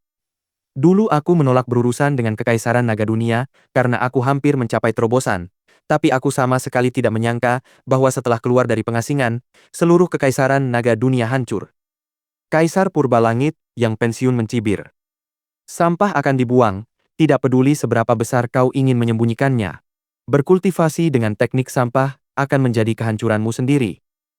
Apapun yang terjadi, kekuatan kekaisaran nomor 1 di dunia fana harus menjadi milik kita. Kaisar Purba Langit berdiri, dan semua menteri segera berlutut lagi dan berteriak. Kaisar Purba tak terkalahkan, Kaisar Purba tak terkalahkan. Mata Kaisar Purba Langit yang telah pensiun dipenuhi dengan semangat. Rasa haus akan kekuasaan, keinginan akan prestis. Dia menyukai perasaan dipuja saat duduk di singgasananya. Aku sendiri akan pergi ke Kekaisaran Awan Surgawi dan mengunjungi Kaisar Agung ini untuk melihat apa yang mampu dilakukannya. Bahkan jika dia berasal dari dunia surga atau dunia hantu, dia tidak akan menjadi masalah bagiku. Kaisar Purba Langit yang pensiun itu mencibir. Aku akan memberitahunya bahwa tidak ada seorang pun selain aku yang bisa mendominasi dunia fana. Dia mengepalkan tinjunya seolah-olah saat ini, dia sedang berdiri di puncak dunia fana, dan sebentar lagi, semua orang di dunia fana akan menyembahnya. Aku ingin melihat bagaimana kau berniat mendominasiku. Pada saat itu, sesosok figur perlahan berjalan masuk dan memandang Kaisar Purbalangit yang pensiun dengan acuh tak acuh. Awan surgawi, Kaisar Agung. Para menteri dan Kaisar Agung Primordial Langit berteriak, tak percaya, ketika melihat Yi Tianyun. Mereka tidak pernah menyangka Yi Tianyun akan datang sendiri ke wilayah Kekaisaran Primordial Langit. Jelas sekali bahwa itu adalah perilaku yang arogan dan tidak sopan. Benar. Ini aku. Yi Tianyun berkata dengan datar, apakah kalian tidak ingin menyambutku? Tapi sepertinya kalian semua sangat marah padaku. Tak termaafkan, kata Kaisar Agung Primordial Langit dengan marah, kau menerobos masuk ke istana kekaisaran. Apakah kau mencoba mencari gara-gara dengan kami? Dengan Kaisar pensiunan di belakangnya, dia tidak menunjukkan rasa takut. Melanggar batas? Yi Tianyun menggelengkan kepalanya dan menatap Kaisar Purbalangit yang telah pensiun di belakang Kaisar saat ini, lalu berkata dengan datar, Raja Purbalangit, Anda telah mengabaikan semua tugas Anda sebagai penjaga. Lorong hantu sekarang berantakan, semua karena Anda tenggelam dalam kekuasaan dan melupakan semua tanggung jawab Anda. Raja Dewa Pencipta Langit memberi Anda begitu banyak seni bela diri dan banyak pil obat, bukan agar Anda dapat menciptakan sebuah kekaisaran. Apakah Anda mengerti semua itu? Bab 628. Siapa kau sebenarnya? Kaisar Purbalangit menatap Yi Tianyun dengan terkejut. Dia dengan cepat melepaskan auranya yang segera menyelimuti seluruh aula. Banyak menteri yang lumpuh dan kehilangan semangat untuk bertarung karena aura tersebut merasuki tubuh mereka. Tingkat kultivasi para menteri ini tidak rendah, sebagian besar dari mereka berada di tahap transformasi inti, tetapi mereka tidak mampu bertahan menghadapi aura Kaisar Purnawirawan. Bahkan para ahli tahap roh hampa pun bisa merasakan kaki mereka menjadi lemas, dan mereka tahu bahwa Kaisar pensiunan tidak akan kesulitan membunuh mereka jika dia mau. Namun, kerumunan merasa bingung. Mengapa Kaisar pensiunan menanyakan identitas bocah itu, padahal sebelumnya mereka dengan jelas menyatakan bahwa bocah itu adalah Kaisar Agung Awan Surgawi?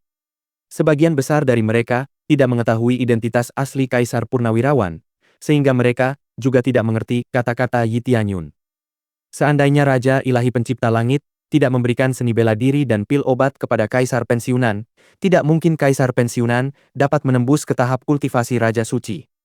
Jika aturan yang diberlakukan oleh Raja Ilahi Pencipta Langit masih sekuat dulu, tidak mungkin Kaisar pensiunan dapat tetap berada di dunia fana dengan tingkat kultivasinya saat ini, tetapi sayangnya, aturan itu sendiri semakin melemah. Akibatnya, Kaisar pensiunan tidak merasa perlu pergi ke dunia hantu atau dunia surga. Kaisar Purbalangit adalah sang penjaga. Yi Tianyun tidak ragu lagi sekarang, tetapi Kaisar Purba itu mengabaikan tugasnya sebagai penjaga. Dia malah pergi dan mendirikan kerajaannya sendiri. Seandainya bukan karena karunia Raja Ilahi Pencipta Langit, Kaisar pensiunan tidak mungkin bisa berkultivasi secara efisien, tetapi tampaknya Kaisar pensiunan adalah orang yang tidak tahu berterima kasih.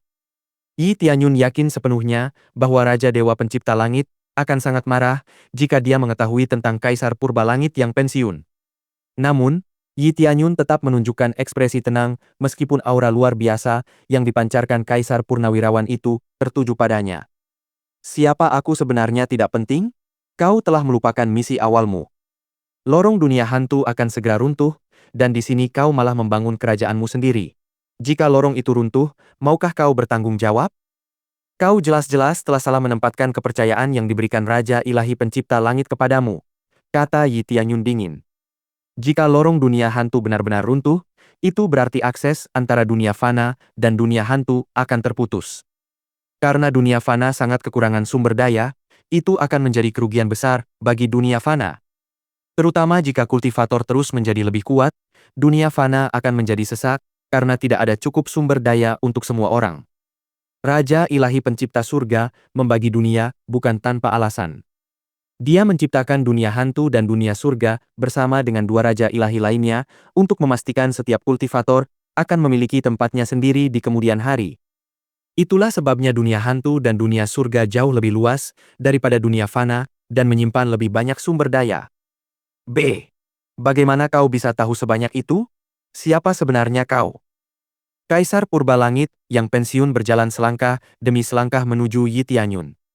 Tatapannya dingin saat memandang Yi Tianyun, dan semua jalan keluar telah lama diblokir. Kekuatan tingkat Raja Suci II sepenuhnya terungkap, membuat semua orang yang dilewatinya terhuyung-huyung.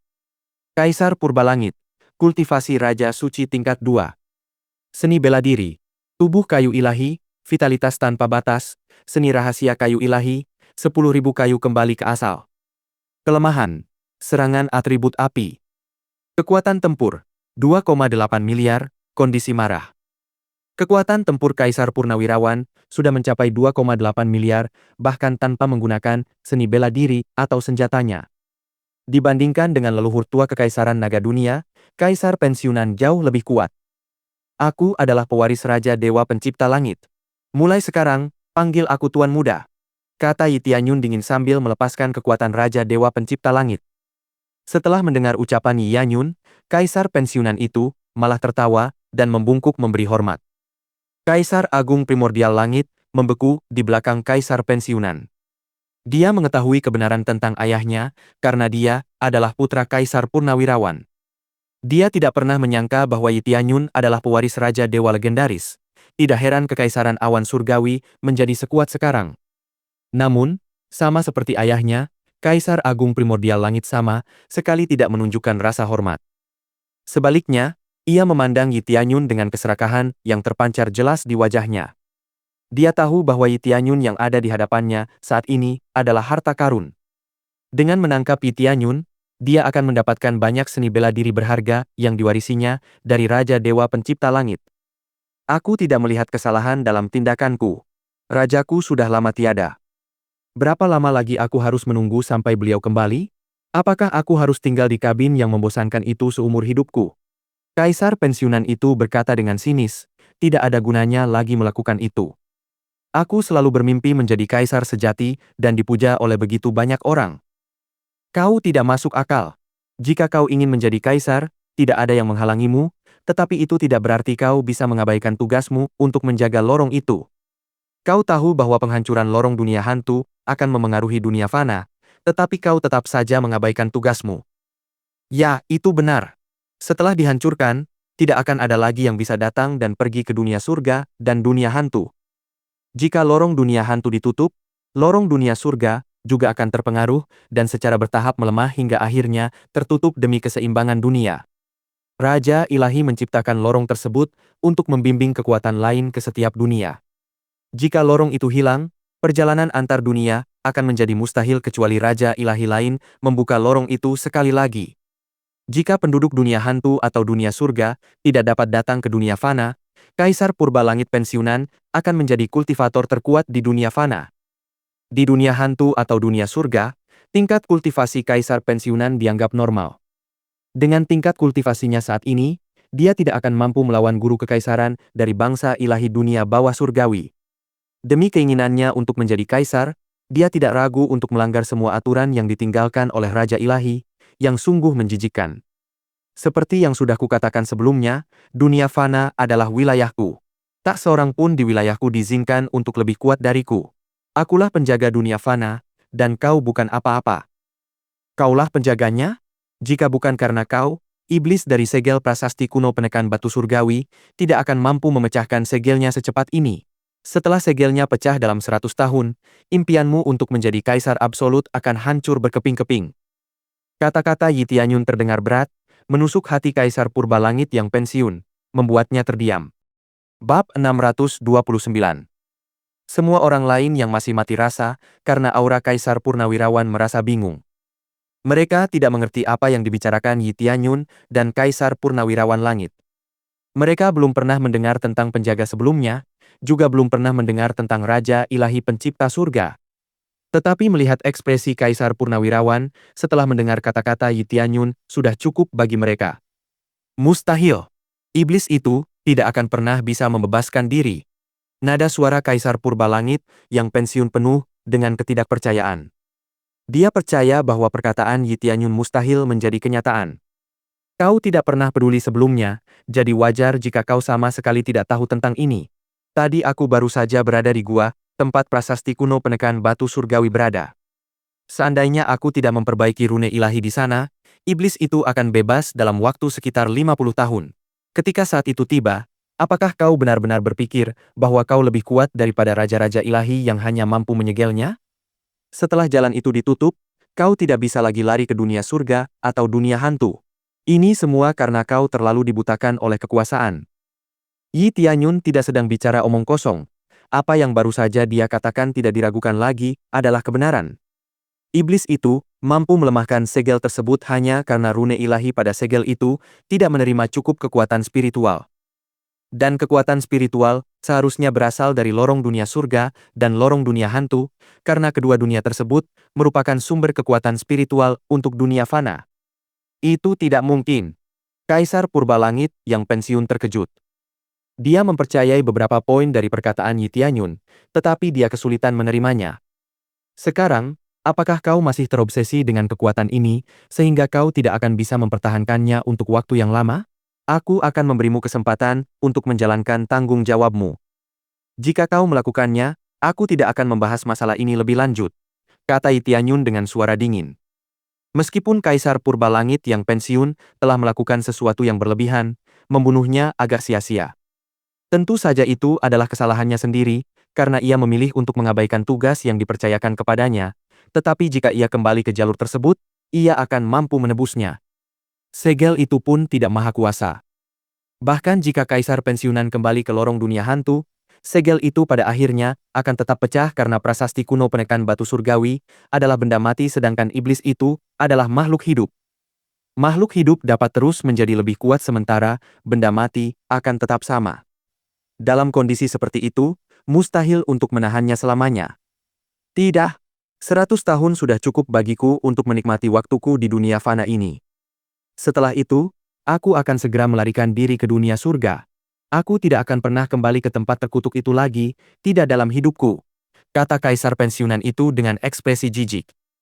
Apakah kau benar-benar pewaris Raja Ilahi? Sekarang kau berada di sini, kau harus menyerahkan semua warisan kepadaku. Jika kau melakukannya, setidaknya aku akan membunuhmu tanpa rasa sakit. Sayangnya, kaisar pensiunan itu tidak berniat untuk bertobat dari dosanya dan membiarkan keserakahannya menguasai dirinya dan malah mengancam nyawa Yi Tianyun. Yi Tianyun mulai bertanya-tanya mengapa Raja Pencipta Langit memilih pria ini untuk menjadi penjaga sejak awal? Apakah dia gagal menyadari keserakahan di mata pria itu? Atau apakah pria ini berubah seiring waktu?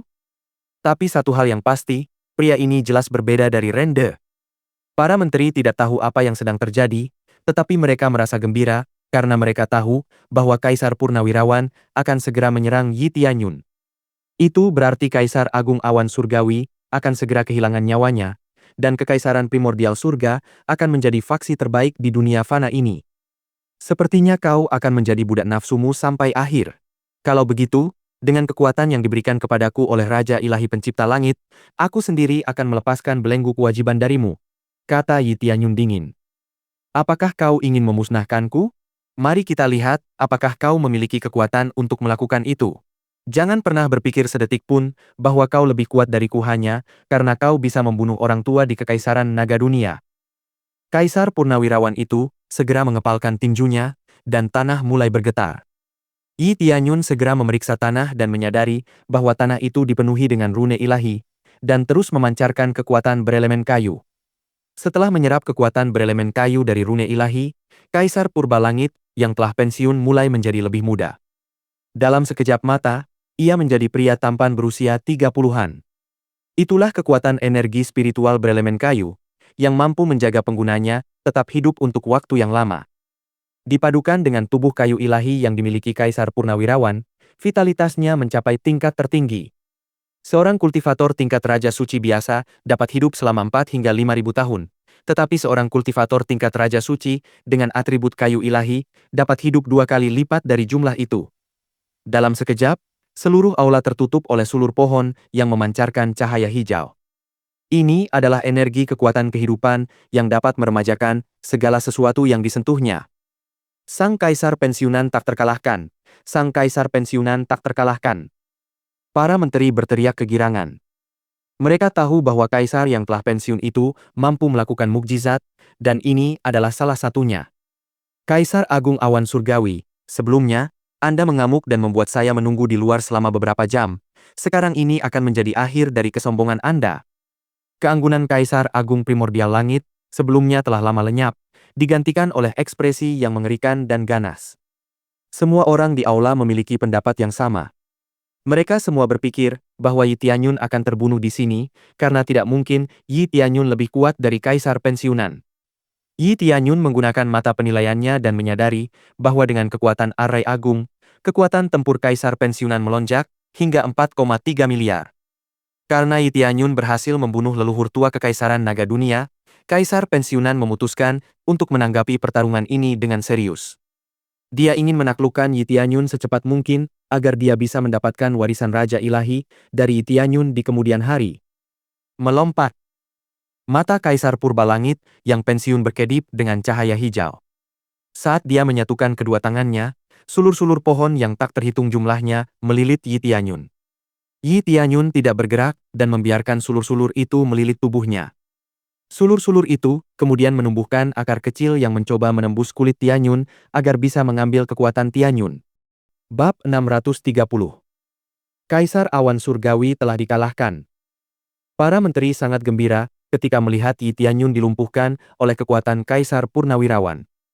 Mereka tahu bahwa apapun yang terikat oleh kekuasaan Kaisar Purnawirawan tidak akan bisa membebaskan diri tanpa izin Kaisar Purnawirawan. Belum lagi, akar dari tanaman merambat itu akan menguras kekuatan korban hingga mereka kering, hanya menyisakan kulit dan tulang belaka. Namun, saat mereka mengira semuanya telah berakhir, kobaran api besar tiba-tiba muncul dari tubuh Yi Tianyun, membakar setiap tanaman rambat di jalurnya. Api ini. Wajah Kaisar Purnawirawan berubah, dan dengan cepat memotong sulur pohon yang mengikat Yi Tianyun agar api tidak menyebar ke dirinya dan bagian lain dari aula. Sulur-sulur yang melilit Yi Tianyun hangus terbakar dalam sekejap mata. Kaisar Purnawirawan itu tahu, jika dia tidak memotong sulur-sulur itu tepat waktu, dia akan terbakar. Seketika itu juga, sesosok tubuh hitam pekat terlihat di tempat Yi Tianyun seharusnya berada. Kehadirannya sangat menakutkan, dan mata hitam pekat itu menatap tajam ke arah Kaisar Purnawirawan. Itulah transformasi Dewa Jahat dari kostum Dewa Jahat. Kekuatan tempur Yi Tianyun dengan mudah melonjak hingga 7 miliar poin. Semua ini berkat kekuatan Crazy Mode yang dengan mudah melipat gandakan kekuatan Yi Tianyun. Tanpa Evil God Suit dan Crazy Mode, Yi Tianyun tidak akan berani menghadapi kultivator tingkat Saint King. Tubuh kayu ilahi, kau memiliki tubuh yang langka. Kurasa Raja Ilahi Pencipta Surga telah mengenali potensi dalam dirimu karena tubuh kayu ilahi yang istimewa ini. Dengan kemampuan untuk hidup panjang dan abadi, kau dapat menjaga lorong dunia hantu sebagai penjaga terkuat. Sangat disayangkan kau memutuskan untuk mengabaikan tanggung jawabmu meskipun demikian, kata Yi Tianyun dingin. Dia kurang lebih mengerti mengapa Raja Ilahi Pencipta Surga akan memilih orang seperti ini. Sayang sekali Raja Ilahi Pencipta Surga tidak menganalisis orang pilihannya lebih dalam. Apa itu? Apakah itu juga harta yang kau warisi dari Raja Ilahi Pencipta Langit? Kaisar Pensiunan itu terkejut. Ini adalah pertama kalinya dia menghadapi kobaran api yang begitu dahsyat. Tak seorang pun di aula itu mampu menahan kehadiran Yi Tianyun yang luar biasa. Semua orang kecuali Kaisar Purnawirawan bahkan tak mampu mengangkat kepala mereka. Mereka terkejut karena mengira Yi Tianyun tidak berdaya di hadapan Kaisar Purnawirawan, tetapi ternyata bukan itu masalahnya sama sekali. Meskipun elemen kayu lemah terhadap elemen api, bukan berarti semua kayu bisa terbakar, dan hal ini juga berlaku untuk sulur pohon Kaisar Purnawirawan. Namun sekarang, Yi Tianyun dengan mudah membakarnya habis tanpa kesulitan. Mereka yakin sepenuhnya bahwa api yang dilepaskan Yi Tianyun sebelumnya adalah api suci. Mereka mulai berpikir bahwa itu mungkin api suci Phoenix karena memiliki keilahian yang sama dengan Phoenix. Lalu kenapa kalau itu warisan Raja Ilahi Pencipta Surga? Itu tidak akan menjadi masalah bagimu. Tapi sekarang, biarkan aku melihat sendiri kekuatan penjaganya. Yi Tianyun berkata dingin untuk mengejek Kaisar Pensiunan. Begitu selesai berbicara, Yi Tianyun dengan cepat melepaskan cahaya hitam yang menyelimuti seluruh aula, dan para menteri yang terlambat bereaksi tersapu ke tengah cahaya hitam sambil berteriak ketakutan. Mereka yang terseret ke pusat cahaya hitam langsung terbakar menjadi abu, karena identitas sebenarnya dari cahaya hitam itu adalah api hitam Dewa Jahat. Dalam sekejap mata, Hampir setengah dari para menteri hangus terbakar dan berubah menjadi poin pengalaman bagi Yi Tianyun.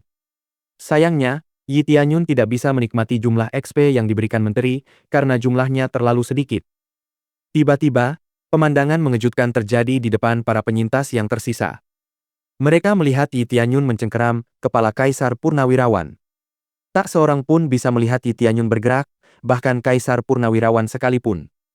Jumlah perkalian yang harus dilakukan Yi Tianyun saat ini terlalu banyak. Sekarang dia memiliki kecepatan yang menakutkan yang tidak seorang pun bisa mengimbanginya, setidaknya tidak di dunia fana. Bahkan Raja Suci pun hanya bisa tunduk di hadapan kecepatan mengerikannya. Apa ini? Kaisar Purnawirawan itu dengan cepat melepaskan diri dari cengkeraman Yi Tianyun, tetapi alih-alih melepaskannya, Yi Tianyun dengan cepat membanting Kaisar Purnawirawan itu ke tanah. Ledakan. Sementara itu, Kaisar Agung Primordial Langit terlempar sebelum sempat melarikan diri, dan karena itu, api hitam yang berkobar di seluruh aula mulai membakar tubuhnya. Dia menjerit dan berguling-guling di tanah, berharap bisa memadamkan api di tubuhnya. Frustrasi karena tidak bisa memadamkan api, dia mulai memikirkan cara ekstrim. Dia menyadari bahwa dia harus memotong lengan dan kakinya sendiri agar tidak terbakar sampai mati. Dia menguatkan tekadnya dan segera memotong lengan dan kakinya yang terbakar. Untungnya, dia bisa menutup lukanya sebelum mulai berdarah. Seorang kaisar agung kini telah menjadi lumpuh. Ini adalah situasi yang mengkhawatirkan bagi kekaisaran primordial surga, karena tidak ada kultivator lain yang dapat menggantikan kaisar kecuali kaisar pensiunan. Namun, sekali lagi, itu adalah kesalahan mereka sendiri karena meremehkan Yi Tianyun. Mereka dibutakan oleh keserakahan, dan juga, itu karena tak satu pun dari mereka benar-benar melihat kekuatan Yi Tianyun ketika dia bertarung melawan kekaisaran naga dunia. Semua desas-desus yang beredar di dunia fana hanyalah bahwa Yi Tianyun nyaris menang, sehingga mereka berasumsi bahwa dia tidak akan menang melawan seseorang yang lebih kuat dari leluhur naga dunia. Kini tampaknya rumor-rumor itu pada dasarnya salah. Kekuatan sebenarnya yang dikerahkan Yi Tianyun untuk menghancurkan leluhur tua kekaisaran naga dunia jauh lebih besar daripada yang diperkirakan semua orang. Apakah ini akhir dari kekaisaran primordial surga kita? Kaisar Agung Primordial Langit telah melemah dan mungkin akan pingsan kapan saja. Mereka akhirnya menyadari bahwa jika mereka bisa memutar waktu kembali, mereka tidak akan pernah berurusan dengan iblis ini. Bersambung.